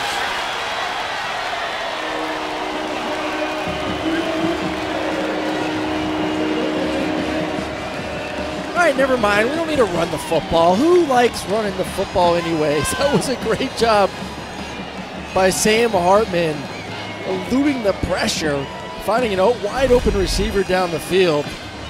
You see Missouri once again bringing it. Step up, you hit your back foot, get up inside that pocket, keep your head up down the field. He does that so well.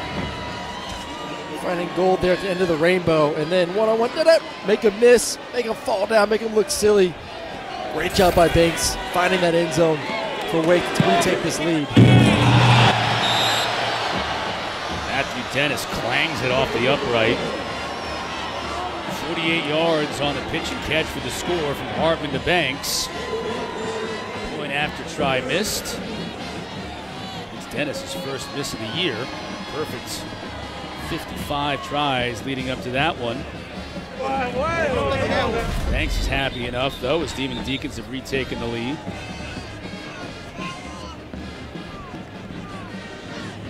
Denting that upright. That was a great answer. I mean, this defense in the secondary has played extremely well through the second quarter, and here to start the second half. And a couple oopsies, a couple great plays, though. I mean, this is what we expect from this offense. We expect big-time plays from big-time players at the receiving position.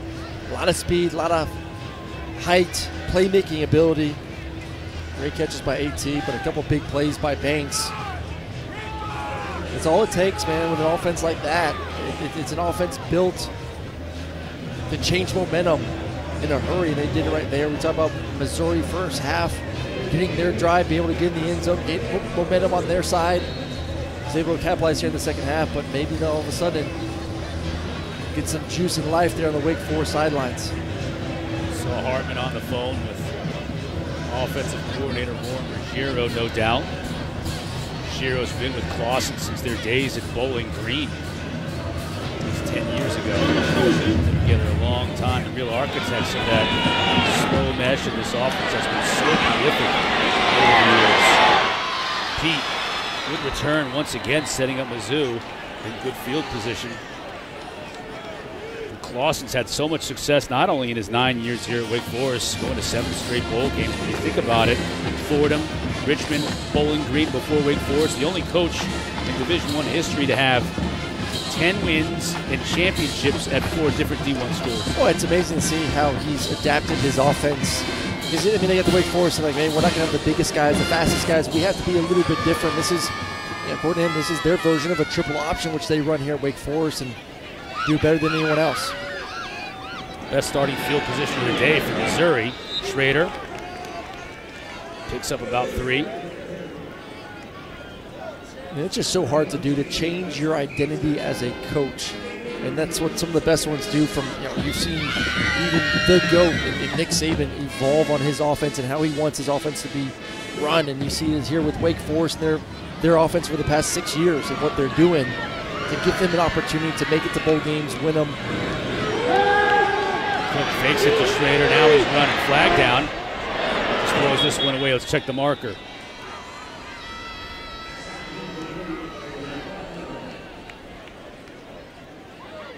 Those flags are going to be filthy by the end of the night.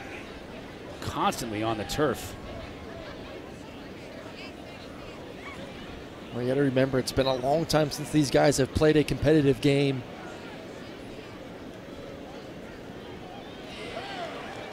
Holding, number 75, offense. 10-yard penalty, replay second down. That's the 8th Missouri penalty of the night. Well, that's the hard part about bowl season. I mean, you play your last game, end of November. You get a break, you got finals, you get some time off, you go to a bowl trip, you're having some fun. A lot of the backups are getting a lot of reps. They kind of see, the coaching staff gets to see what the roster is going to look like come spring. And then you have to come out here and perform at a high level in order to win a football game. And you see a little bit of sloppiness at times from players. Center and right guard, by the way, backups from Mizzou, too. Starters went out with injury in the first half. Cook sails that one over Burton's head. Had him on the out route. Well, he struggled on the out routes today. A couple of them have been inside, and kind of like that one, he was trying to make sure that he led his receiver, Luther Burton, to the sideline on it, just sailed it over his head. And trust me, that's a hard throw. I mean, these are college hashes. It feels like a mile throwing those out routes to the field.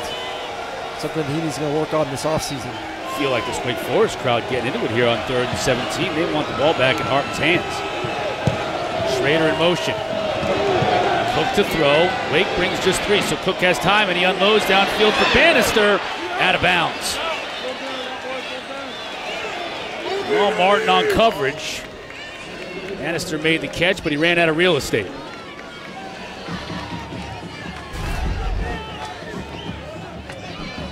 Goes up. You see the right foot already out of bounds. Great catch, though. Heck of a catch. The concentration. And once again, that's just Missouri hurting Missouri. Penalties. You allude to the number of penalties that we've seen tonight from the Tigers. All of a sudden, you give the ball back. Should be decent field position for Wake Forest. Offense that just marched right down the field with a couple of explosive plays.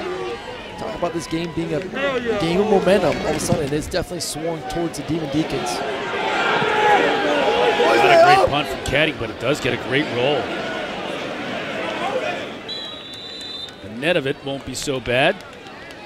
Touchdown at the 25. Bowl Mania continues on Monday afternoon. The Quick Lane Bowl on ESPN, ESPN Deportes, and also on the app. Of course, Jerry Kill done a great job in his first year at New Mexico State, leading the Aggies to their 2nd bowl game since 1960.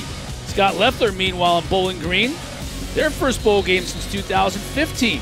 Coverage begins at 2:30 from the Motor City Bowl up in Detroit. Hartman to throw on 1st down. There's his tight end. Takes a big hit and hangs on.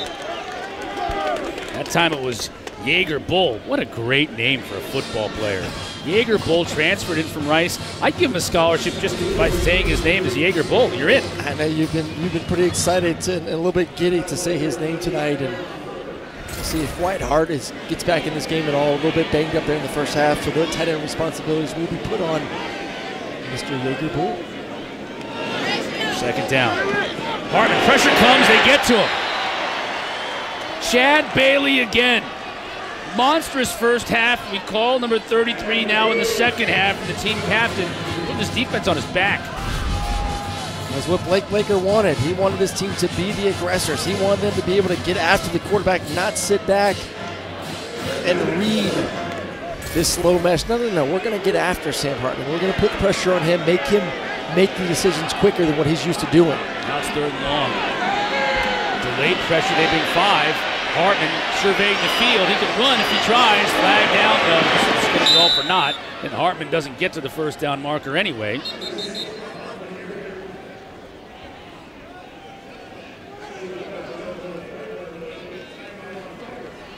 Holding, number 59, offense.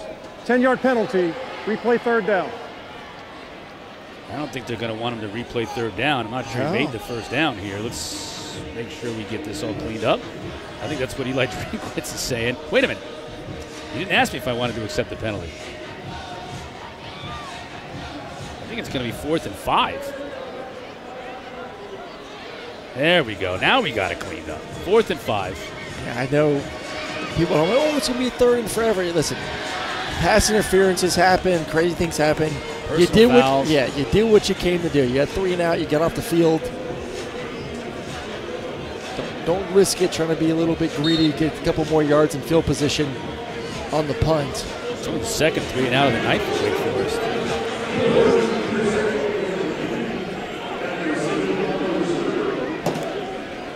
Abrams drained back to field this punt. Mora off the side of his foot a bit. That's going to be near midfield. Let's see where the officials mark it. In Wake Forest territory. There's a coach on the sideline that was just guiding the referee to where it should be and doing a pretty good job on it. 19-yard punt there for Wake Forest. Things are starting to move in the direction of the Tigers, that is for sure. Special teams, defense forcing the 3 and out just the second time tonight. Offense scoring on that last possession. Well, let's see if we can take a shot right now. So we've seen Wake Forest get some explosive plays down the field in order to get their last touchdown. I haven't seen that many from Missouri. Pitch out to Pete. On first down, Chase Jones chased him out of bounds, but not before he picked up about 6 yards. That's a great catch from Pete. Ball came in a little bit hot there from Brady Cook. Good concentration. They've had some success getting to the sideline, making this defense go side to side. Flea flicker here. Cook to throw. No chance. Just threw that one away. Receiver wasn't open. Decided better part of valor to live for another day. Jasheed Davis was in the backfield forcing a quick throw. Well, there's the shot right there. Second time they tried a little bit of trickery. Reverse flea flicker action. See if you get the defense to bite up there in man coverage. You really want zone there. Eyes on the backfield. Get those guys to trigger downhill. And all of a sudden, you get one split second of misdirection. Boom, you take it over the top. 8 for 14 on 3rd down for the day. 3rd and 4 here, so it'll be interesting to see what Deacons styles up. Pass play Cook. Pass receiver, can't hit him. Had Mekhi Miller wide open. I tell you, it's the out routes. He just right now, not defendable. I mean, it's a hard throw. It is a hard throw to make that one. Just does not look comfortable with his feet. You see his feet moving all over the place. It's free access. With free access, there's no one on top of the receiver. You've got some cushion. You expect 1, 2, 3 balls out and rip it, put it on his chest, lead him to the sideline, get the first down. And I just see a quarterback right now that is not confident throwing that route. So if I'm the play caller, I'm going to dial it back from throwing those Omaha routes to the field.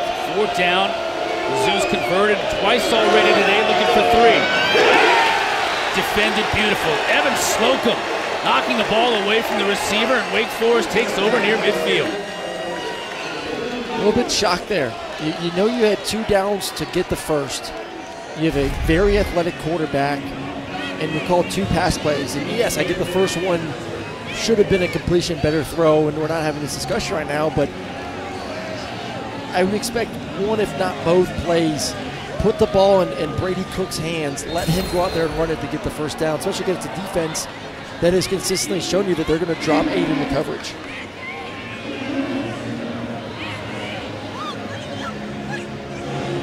That 3 and out, 19-yard punt. Doesn't come back to hurt Wake Forest. Hartman back on the field. Justice Ellison. Give to Ellison. Gets about 3 on first down. Chad Bailey making about his 80th tackle of the night. He has been all over the place. He's been asked to do a lot, and you know, it just, to me, it takes great film preparation because you're having to guess a little bit, and the more film you watch, the better those guesses become. Hartman, Ellison out of the backfield. Cody. Bailey tracks him down, but not before he picks up a first down. You know, you talk about some of these guys, maybe he's a little shy. He might be about a yard shy. Yeah, they'll mark him out right at the 48. So let's see if he picks up this first down, because I know Wake's going to want to go quickly here on 3rd down. You see the players missing from this Tigers defense. Top 3 opting out of this game to prepare for the NFL. Jelani Williams, Devin Nicholson announcing they're going to enter the portal. So pressure up the middle. Hartman double pumps, ball straight up in the air, incomplete. Now what do you do here? 4th and inches from midfield? Oh, you're putting the football here. You are, huh? You're putting the football got the from here. 3-point lead. Yeah, looks that way. Well, maybe not. No. I think Wake is going to go for it here. 24 seconds left in this 3rd quarter. Ball's in Missouri territory. You're up by 3. Well, you know what they're going to give you. This is cover 0 territory. They just brought it the last one. I anticipate the same thing. Like I said, they want to be the aggressors. Bring the blitz, man coverage. Ellison, just a straight handoff. Look at that patience, and he gets the first down, but we do have a flag. Marker in the offensive backfield after a wonderful individual effort by Ellison. Maybe for naught.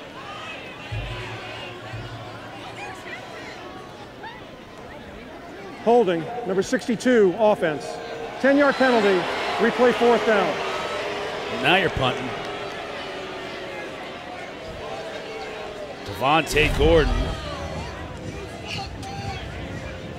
He's right in the middle of your screen, working on big old Josh Landry. Landry knew it right away. That's a great get up by Josh Landry. We always talk about low man wins in the trenches. He does a great job of getting under Devontae Gordon, being able to push him back, and Gordon doing everything he can. Grabs a little bit too much cloth.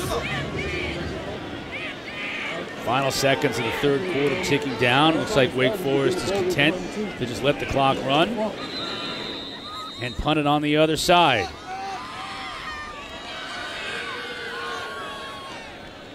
Thought we'd get a close one here tonight, and we've got one. The Union home Gasparilla Mortgage. Back and forth we go in the 3rd. Heading to the final stanza. Wake up 3.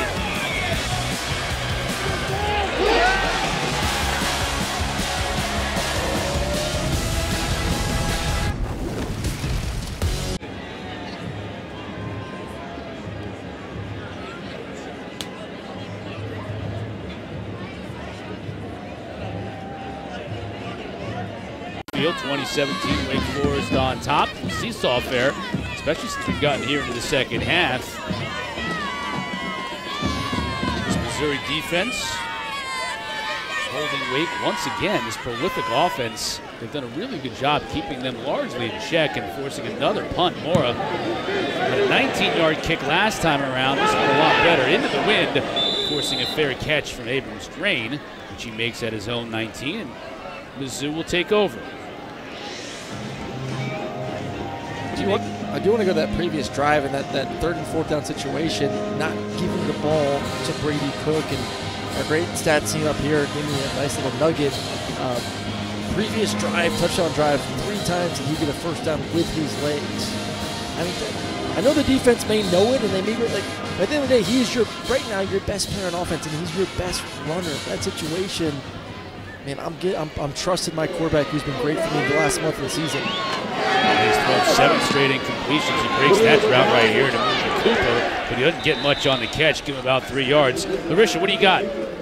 Well, guys, we all know that the wide receiver Barrett Bannister, this is his last game in a Missouri uniform, and he says this is a culmination of a victory lap for him. So he's a bundle of mixed emotions, but instead of really being sad, it's more an attitude of gratitude. I asked him what has been one of your fondest memories being here, and he said, of course, is when we defeated Arkansas every time, but also some of the big road wins we had against ranked teams, one in 2018 and, of course, the one from this year.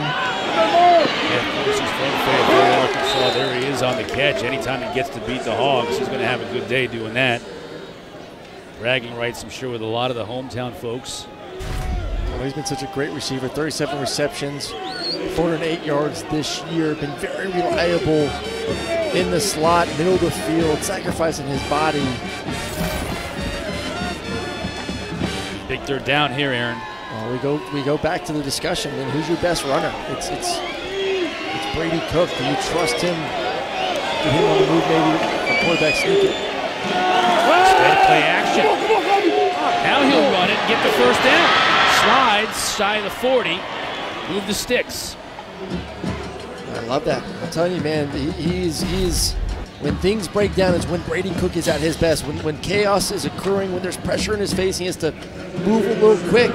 No one open downfield. If he gets going downfield, his mindset, he's going to find a way to get that first down. Just really impressive to see.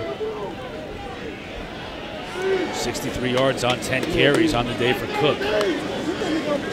Schrader, stretch, cuts it back. Good tackle, boy. Really nice open field tackle. I don't know who said that on the field, but you're right. Jalen Garnes from that safety spot filled the hole and brought him down. Good commentary there by one of his teammates on the field. They've had some success. We've seen the touchdown on the stretch play. Schrader, great job extending it and then getting vertical, but then Garnes coming downhill from the safety position to make the tackle. Luther Burns been a little bit quiet. Let's see if they can get him on the field at some point here in this fourth quarter, get him going with an easy completion. 2nd down and 8. Cook the pass. As a receiver wide open, it's Peanut Houston.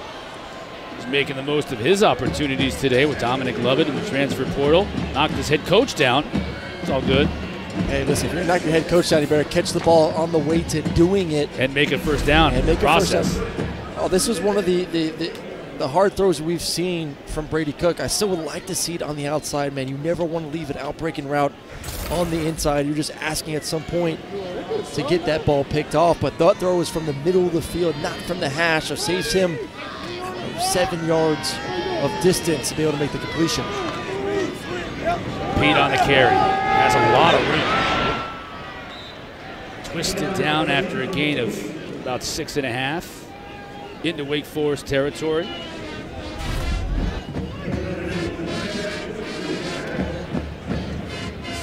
Okay, this offensive line's banged up. They're without 2 starters already today. Well, backup center there, number 69, Drake Hazemeyer, doing a great job reaching the nose tackle. Here we get the running back going downhill.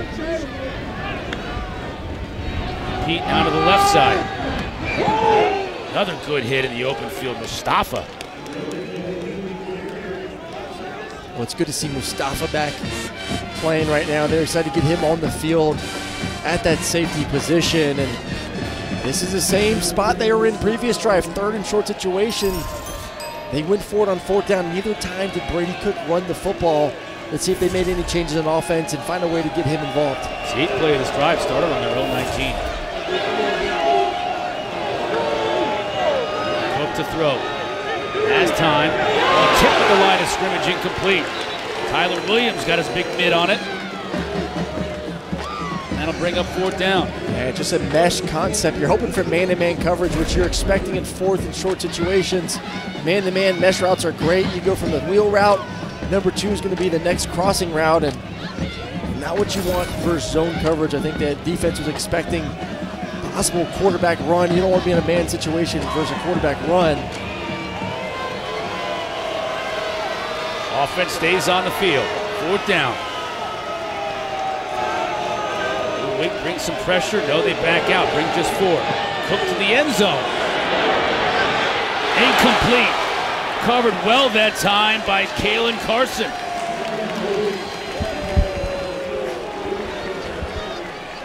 That's 4 plays, 2 3rd downs and 2 4th downs where the ball is not in Brady Cook's hands in order to run to get the first down. Great one-on-one battle. Wake Forest won it.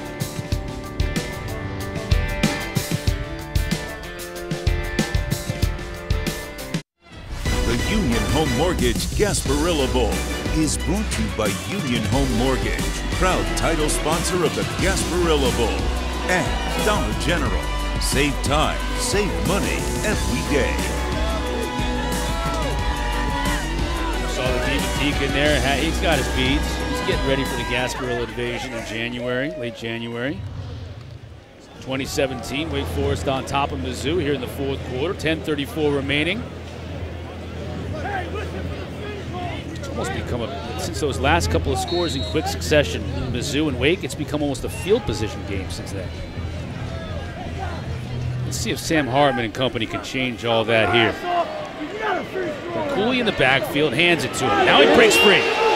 Into Mizzou territory, bowls over a defender down at the 37. The first real big explosive run play we've seen from the Deacons. It wasn't a slow mesh, just a power play. You see the backside guard and tackle pulling around, clearing the path for the running back to get the big first down. 19 yards, Cooley again. Again breaks into the second level, give him 7. Cooley in, giving Ellison a little bit of a breather right now, midway through the fourth quarter. It's like some fresh legs. They didn't want to give this Mizzou defense any kind of a breather here. Cooley this time stuffed up at the line of scrimmage. Won't get anything.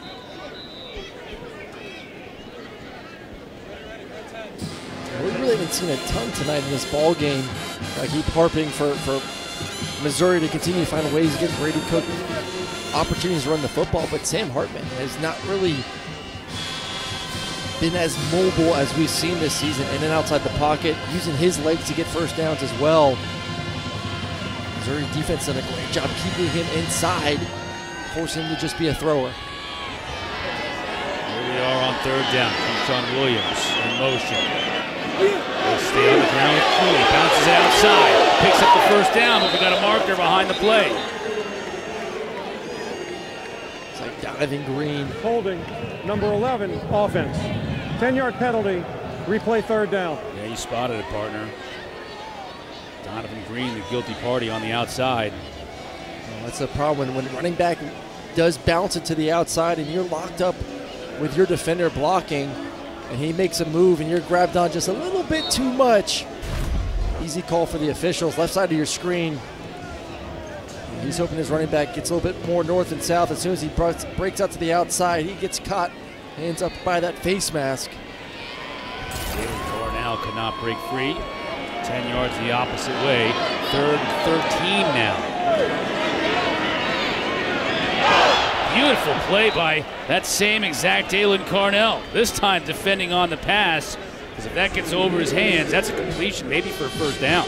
Yeah, A.T. Perry's wide open. I don't know if it was a broken coverage at first or some sort of master disguise of, hey, let's just leave Perry wide open, and he does a great job coming from middle of the field.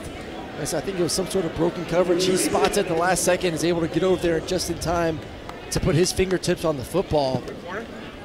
We'll talk about this great secondary in that star position, Carnell. Because of Artez Manuel, Carnell's getting all the playing time, making the most of it tonight.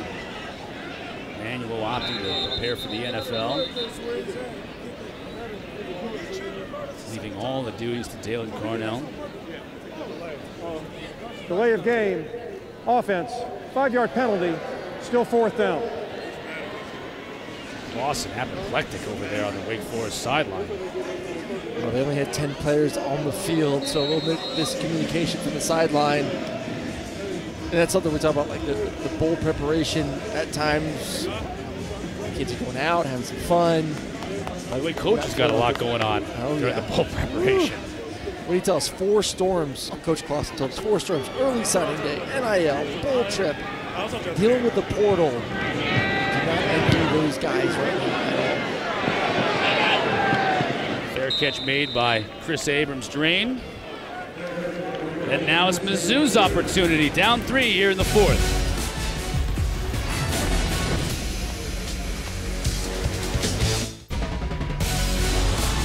You're watching the Union Home Mortgage Gasparilla Bowl, all part of Capital One Bowl Mania here on ESPN. Fourth quarter in Tampa, Mizzou and Wake Forest. Wake Forest up 3. Eli Drinkwitz signed a 2-year extension during the year. They got him in Columbia through 2027.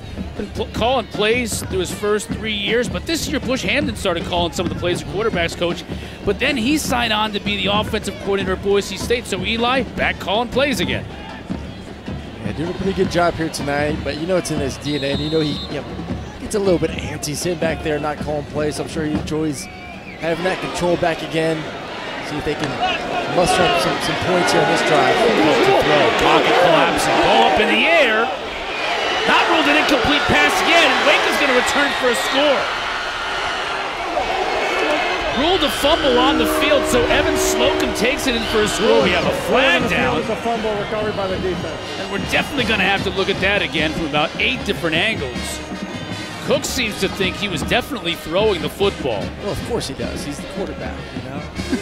We never screw up. It's an incomplete pass. We'll definitely get some good angles to see. You hear the crowd here. They're seeing the replay on the Jumbotron.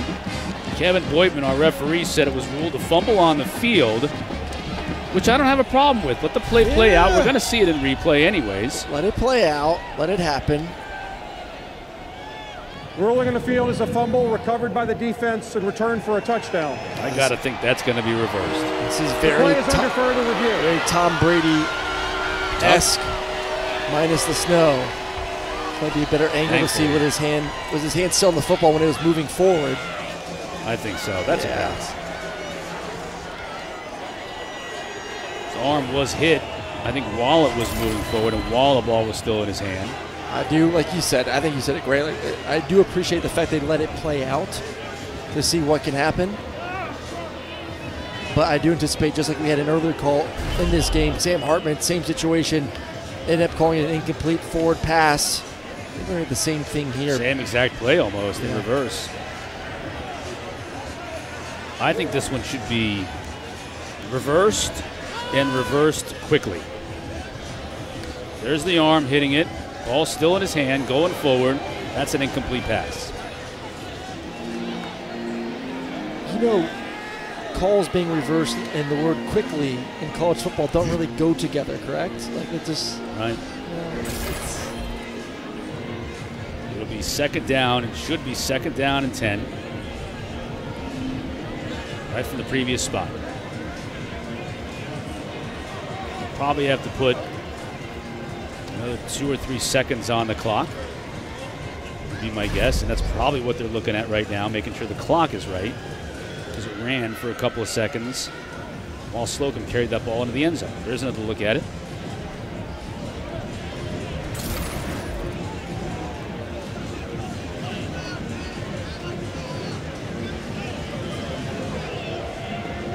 Got any more bowl games coming up this season? Oh man, I'm busy. You are. Montgomery on Tuesday, Camellia Bowl. Oh yeah, okay. Georgia Southern versus Buffalo. That'll be Georgia Southern can air it out, by the way. Yeah. I'm used to seeing Georgia Southern triple option. Right. That ain't the old Georgia Southern. Your dad's Georgia Southern ain't the Georgia Southern you see it now. And then I'll be in New Orleans Sugar Bowl, ESPN Radio next Saturday. Nice. Okay, so Sugar Bowl. That's going to be fun. Well, it's good to see that that some star players do decide to play in bowl games. So I think that's a big plus for all of college football, knowing that Bryce Young, Will Anderson deciding to play for Alabama in that game. We also have the same case here in our game with Sam Hartman. Yeah. We're not sure whether he's going to jump in the transfer portal or declare for the NFL after this game, but he said he's going to make that decision and make it public after this game. One more look. Ruling on the field was a fumble, which was returned for a touchdown by Evan Slocum. Well, there is a team that I just talked about that may be needing a quarterback next season. Then I think Sam Hartman would look pretty good in some crimson. After further review, the passer's hand was moving forward with complete control of the ball. Therefore, it's an incomplete pass. It'll be second down. Wow, the Missouri faithful really unhappy, or I should say the Wake fans really unhappy with that call. We heard their displeasure. I think it was the right call, though. It'll stay with Mizzou. It'll be second down and 10. Eli will once again call the play. I got to think he wants to, by giving it to Hamden a little bit during the year, I think he, in the offseason, maybe looking for a new quarterback's coach or an OC that can take some of that off his plate. That remains to be seen, though. Got a football game to win here tonight first. Come on, D, come on. Has a receiver open. It's Mookie Cooper again. First down. Oh, it's a pass to, like they call them, Okie routes to the field that we've seen Brady Cook throw with some confidence, on time, in rhythm. Hit his back step. It's a 6-step route by the receiver. Cook to pass. Opposite sideline. Another quick 9 yards. They're Kai Miller. They're giving free access on the outside. These DBs are playing about 10 yards off. They have to play a little bit of a mixture of quarters, so cover 4 or a 3 high.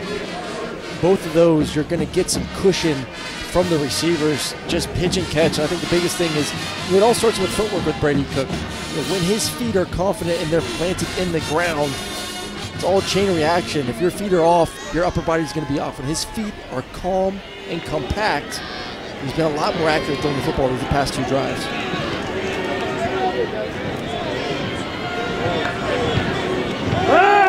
Throwing it once again. Spins out of trouble. Once, not twice. Tyler Williams, he's having a really good game. Yeah, besides the roughing the passer, which I still don't love the call in which he got penalized for that one. He's been all over the place, kind of finding ways to get after the quarterback, stay alive, continue to work. We see Brady Cook doing his spin moves, Tyler Williams doing his version of that on the defensive line. 3rd and 8. Matchup on top, you get one-on-one coverage. Luther Burden, number 3. The key is going to be for the quarterback. Where does that safety go? Free safety. Does he stay on the hash? You'll work to the field. If he rolls down or to the middle, you got Luther Burden one-on-one. Again, Wake brings just 3. Cook flushed out of the pocket. He'll have to do it on his own, and he won't get there. Shaheen Davis, Dylan Hazen combining on the stop. It'll be 4th down and 4. Tell you what, man, we wasn't expecting this. Wake Forest defense giving up 410 yards per game, just under 30 points per game. And Missouri offense has really found his identity down the stretch. It just shows you, the impact. You lose Dominic Lovett, your top receiver, a guy that had 846 yards receiving this year. Next best is Barrett Bannister at 408. That is a massive drop from your number 1 to number 2. Morin. Fair catch at his 25, makes it. Wake Forest with the ball and the lead here in Tampa in the 4th.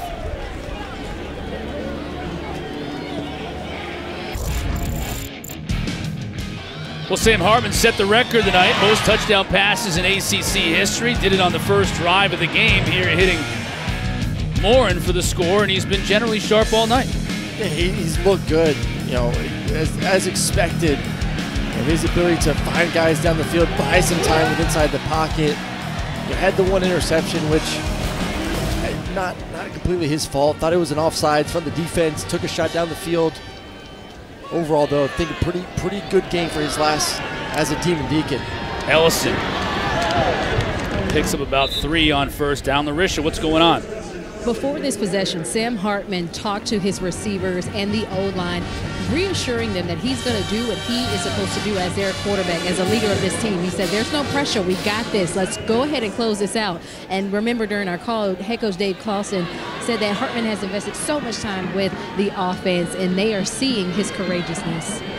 Yeah, a big part of that is the fact that on their last 3 possessions, they've only been able to convert 1 first down. This is number 2, though. A.T. Perry with the catch. They'll move the sticks here, and now the clock starts to kind of get into a little bit of an issue here. We do have a flag on the play in the backfield. I think we're going to know roughing the passer situation possibly. Could be our 3rd of the game.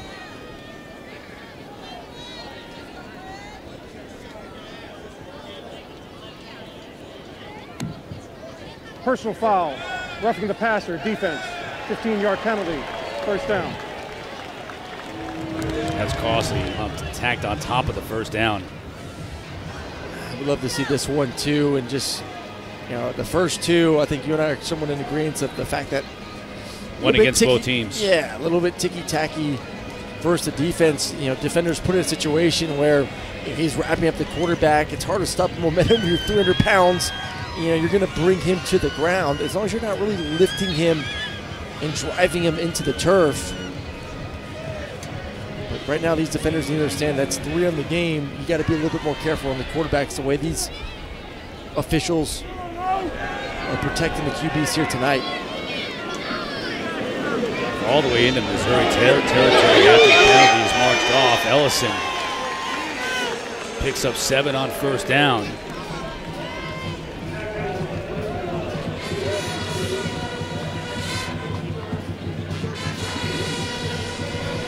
Wake Forest, this is no rush right now. Trying to milk as much time as you can the way your defense is playing. Don't leave Missouri a ton. It's just not what they do, you know. They snap that ball with 20 seconds left on the play clock. It's just so rare for them to get underneath that. I think it would get them out of their rhythm. It is a big, big play for Missouri. Expect all-out zero blitz here. You know, you want to do a couple things. Obviously, you want to stop them from getting a first down. But you would love to get some sort of TFL tackle for a loss and discourage possibly Wake Forest for going after it. Wake Forest 1 for 5 on 3rd down in the second half. This is a big one. Perry in motion. Now back up top. Hartman will throw on the roll. It's Perry, the sure-handed receiver for the first down. Third and short situation. What are you expecting? Man-on-man coverage. You get the guy motioning. You force that defense to have to communicate. I got him, though. You got him, though. I got him. You see guys pointing back and forth, and then you get two, essentially both outside guy routes, outside receivers running in routes, some sort of rub combination. Not really a pick, but forcing the defender covering Bannister to go over the top. Excuse me, covering Perry to go over the top. Yeah, just a lot of confusion and traffic. Big first down for Wake Forest. Hartman's going to keep it. For the first time tonight, he uses his legs, and it comes at a big moment. You were waiting to see it. Well, you saw it. We've been waiting to see it. He's been very quiet with his legs. A couple times we've seen him move in the pocket with extreme efficiency to be able to buy some time to throw the ball down the field, but haven't seen him do this yet, and this is a part of his game. For those who haven't seen him, he does have that cat-like quickness to be able to pull it when a defensive end crashes, take it around the edge to be able to get the first down with his legs. Now under 3 minutes in the game, Missouri's defense backs up against it. Got to hold him to a field goal here realistically. This drive started at the Wake Forest 25 with almost 6 minutes left on the clock. Ellison fights for every yard he can get, give him 2. And now Eli Drinkwitz wants a timeout, so he realizes right here he's got to save every pressure second he possibly can. We'll take a timeout with him. Mizzou trailing by 3, in desperate need of a stop. Third. Wake up 3, but driving here in Tampa. The Union Home Mortgage Gasparilla Bowl. Fans check out the ESPN app for the Capital One postgame immediately following the game. That NBA coming up on ESPN. We'll tip it 10-20. A lot of football still to play here. Mizzou got to get a defensive stop. Got to get the ball back. Ellison. Hartman to Morin. Can he get into the end zone? He does.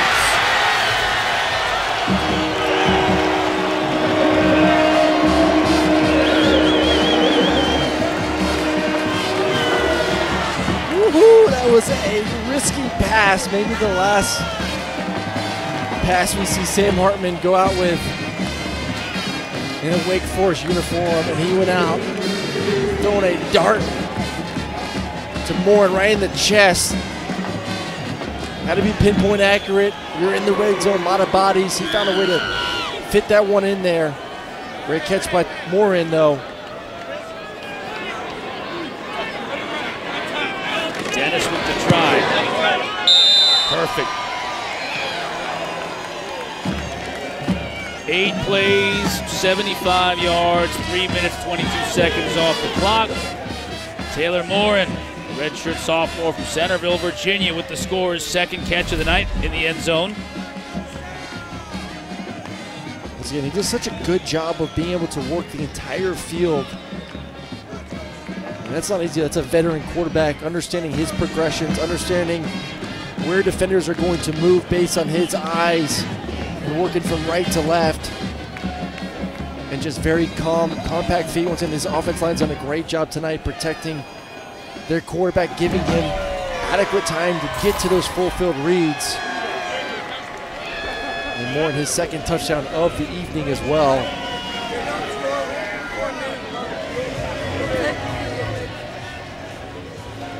Not a bad way to go out. 23, 36, 280, 3 touchdowns, a fluky interception on a possible defensive offsides not called.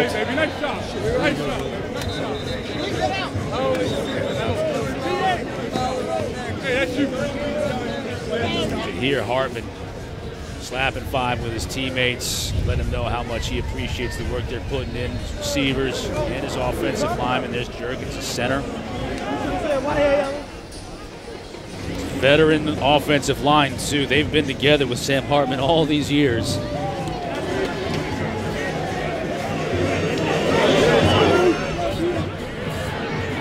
Kick here from Moore, a fair catch at the 22. Our Capital One player of the game, could it be anybody else?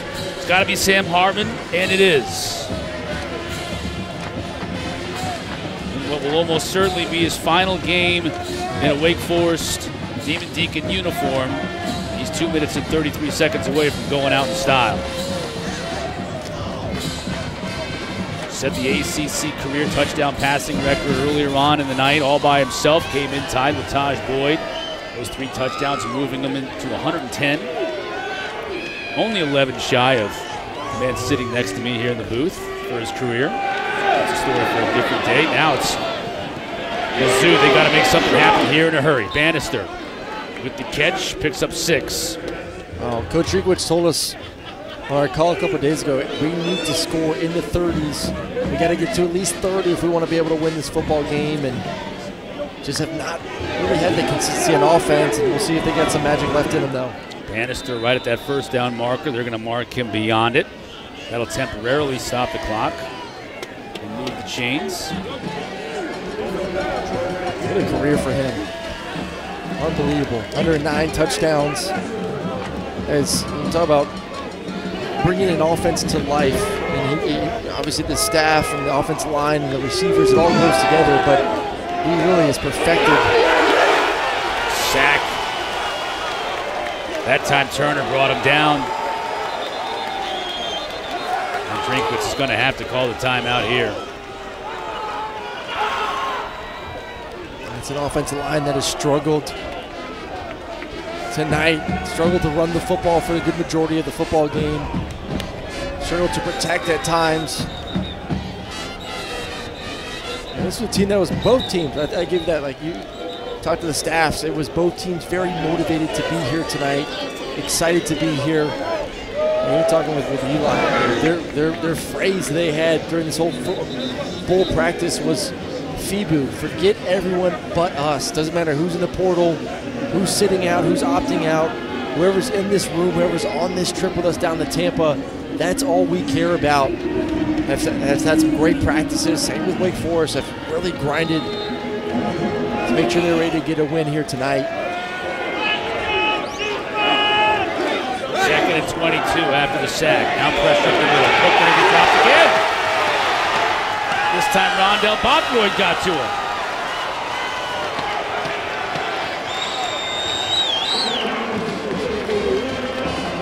Well, it's always a good feeling for a defense when you know you can just pin back,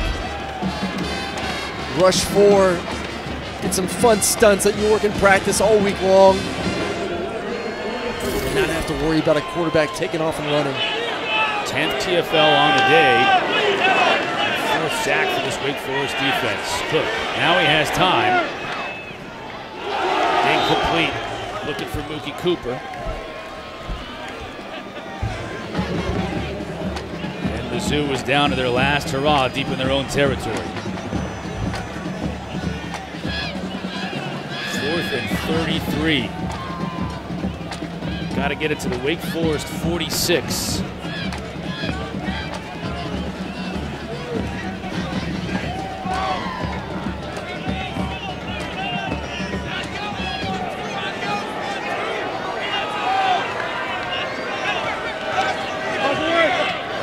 Cook out to Burton. Was his knee down? They say it wasn't. Can he get it on his own? Gets flipped up in the air and dropped. He'll be a good 11 yards shy of picking up the first down, but a good individual effort. Now we got to keep these players separated here. Bird may have gotten away with taking a swipe at a Wake Forest player. Let's just make sure we keep it at that. And that's exactly what the officials and the coaching staffs have done.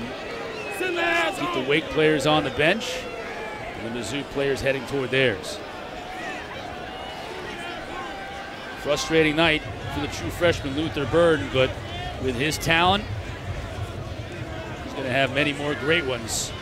Oh, yeah. If he stays on track. Listen, he's going to be expected to be Dominic Lovett next year. In that version, their offense will most likely run through him, and I think they're going to take a quick look. I do think you hit it.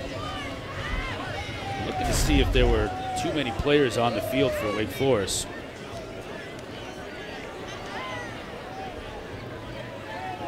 I actually count only 10 players on defense. I know. Not enough players. Not enough. I thought they were going to look at more was his knee down. Right. When he caught the football. It's irrelevant. They weren't able to pick up the first down at any rate. They may be looking whether Burden took a swipe.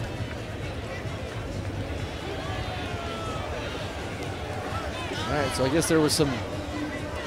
Thought I was going crazy here. I thought I got a decent education at Georgia. I could count to 10, decent. But there's two guys a little bit farther back than our camera view had on that. We needed a camera from NASA to be able to see how deep those players were. They're like 50 yards off the ball.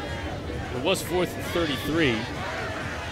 So I don't know what replay is going to show it because we didn't get it on camera. We don't have it.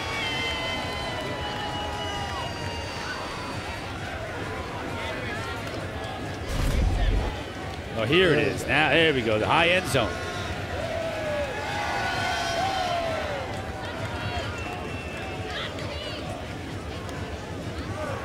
It's okay.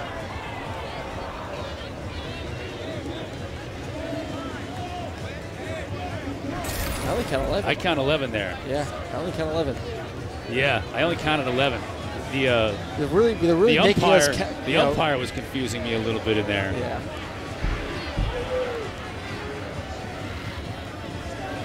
I told you, ain't nothing fast when it comes to replays in college football. They just. First off, the winning coach thought his ice bath would have been a little bit easier to take tonight, but it's chilly down there on the field with that ice bath. But Coach Clausen glad to get to the 8th win. If there were only 11 players on the field defensively, we may never know. After further review, the receiver caught the ball with his knee down at the 9-yard line. It will be Wake Forest's ball at that point, first down. Okay, so they weren't reviewing the number of players on the field. They were reviewing whether Burden's knee was down. And that's what they reviewed. And that's what happened. His knee was down, so turnover on downs there. It's completely academic at this point. No timeouts on the board for Mizzou. 1 minute left to go in the game. Maybe a couple of kneels from Sam Hartman. And a victory celebration for Wake Forest.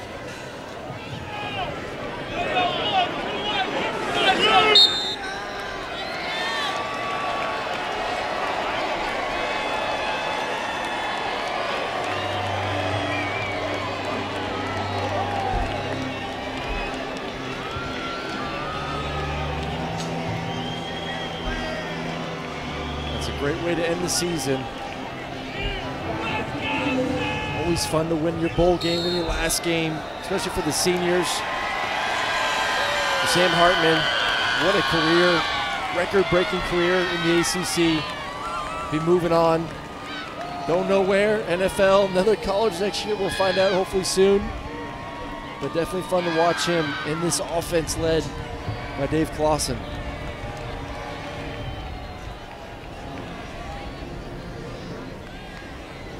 Final seconds ticking off the clock here in the Union Home Mortgage Gasparilla Bowl. Celebration for Wake Forest and the ACC. Another win in their 7th straight bowl. A win for Wake Forest. For Mizzou, A lot of great young talent on that team. Expect to see the Tigers be very competitive in the SEC for years to come. That's going to wrap it up for us here in Tampa. For Aaron Murray, Larisha Harris, and our entire crew, I'm Chris Cotter, saying so long from Tampa. Our final score, 27-17. Wake Forest with the win over Missouri. Grizzlies and Suns are next here on ESPN. Enjoy the NBA, folks. We'll see you next time.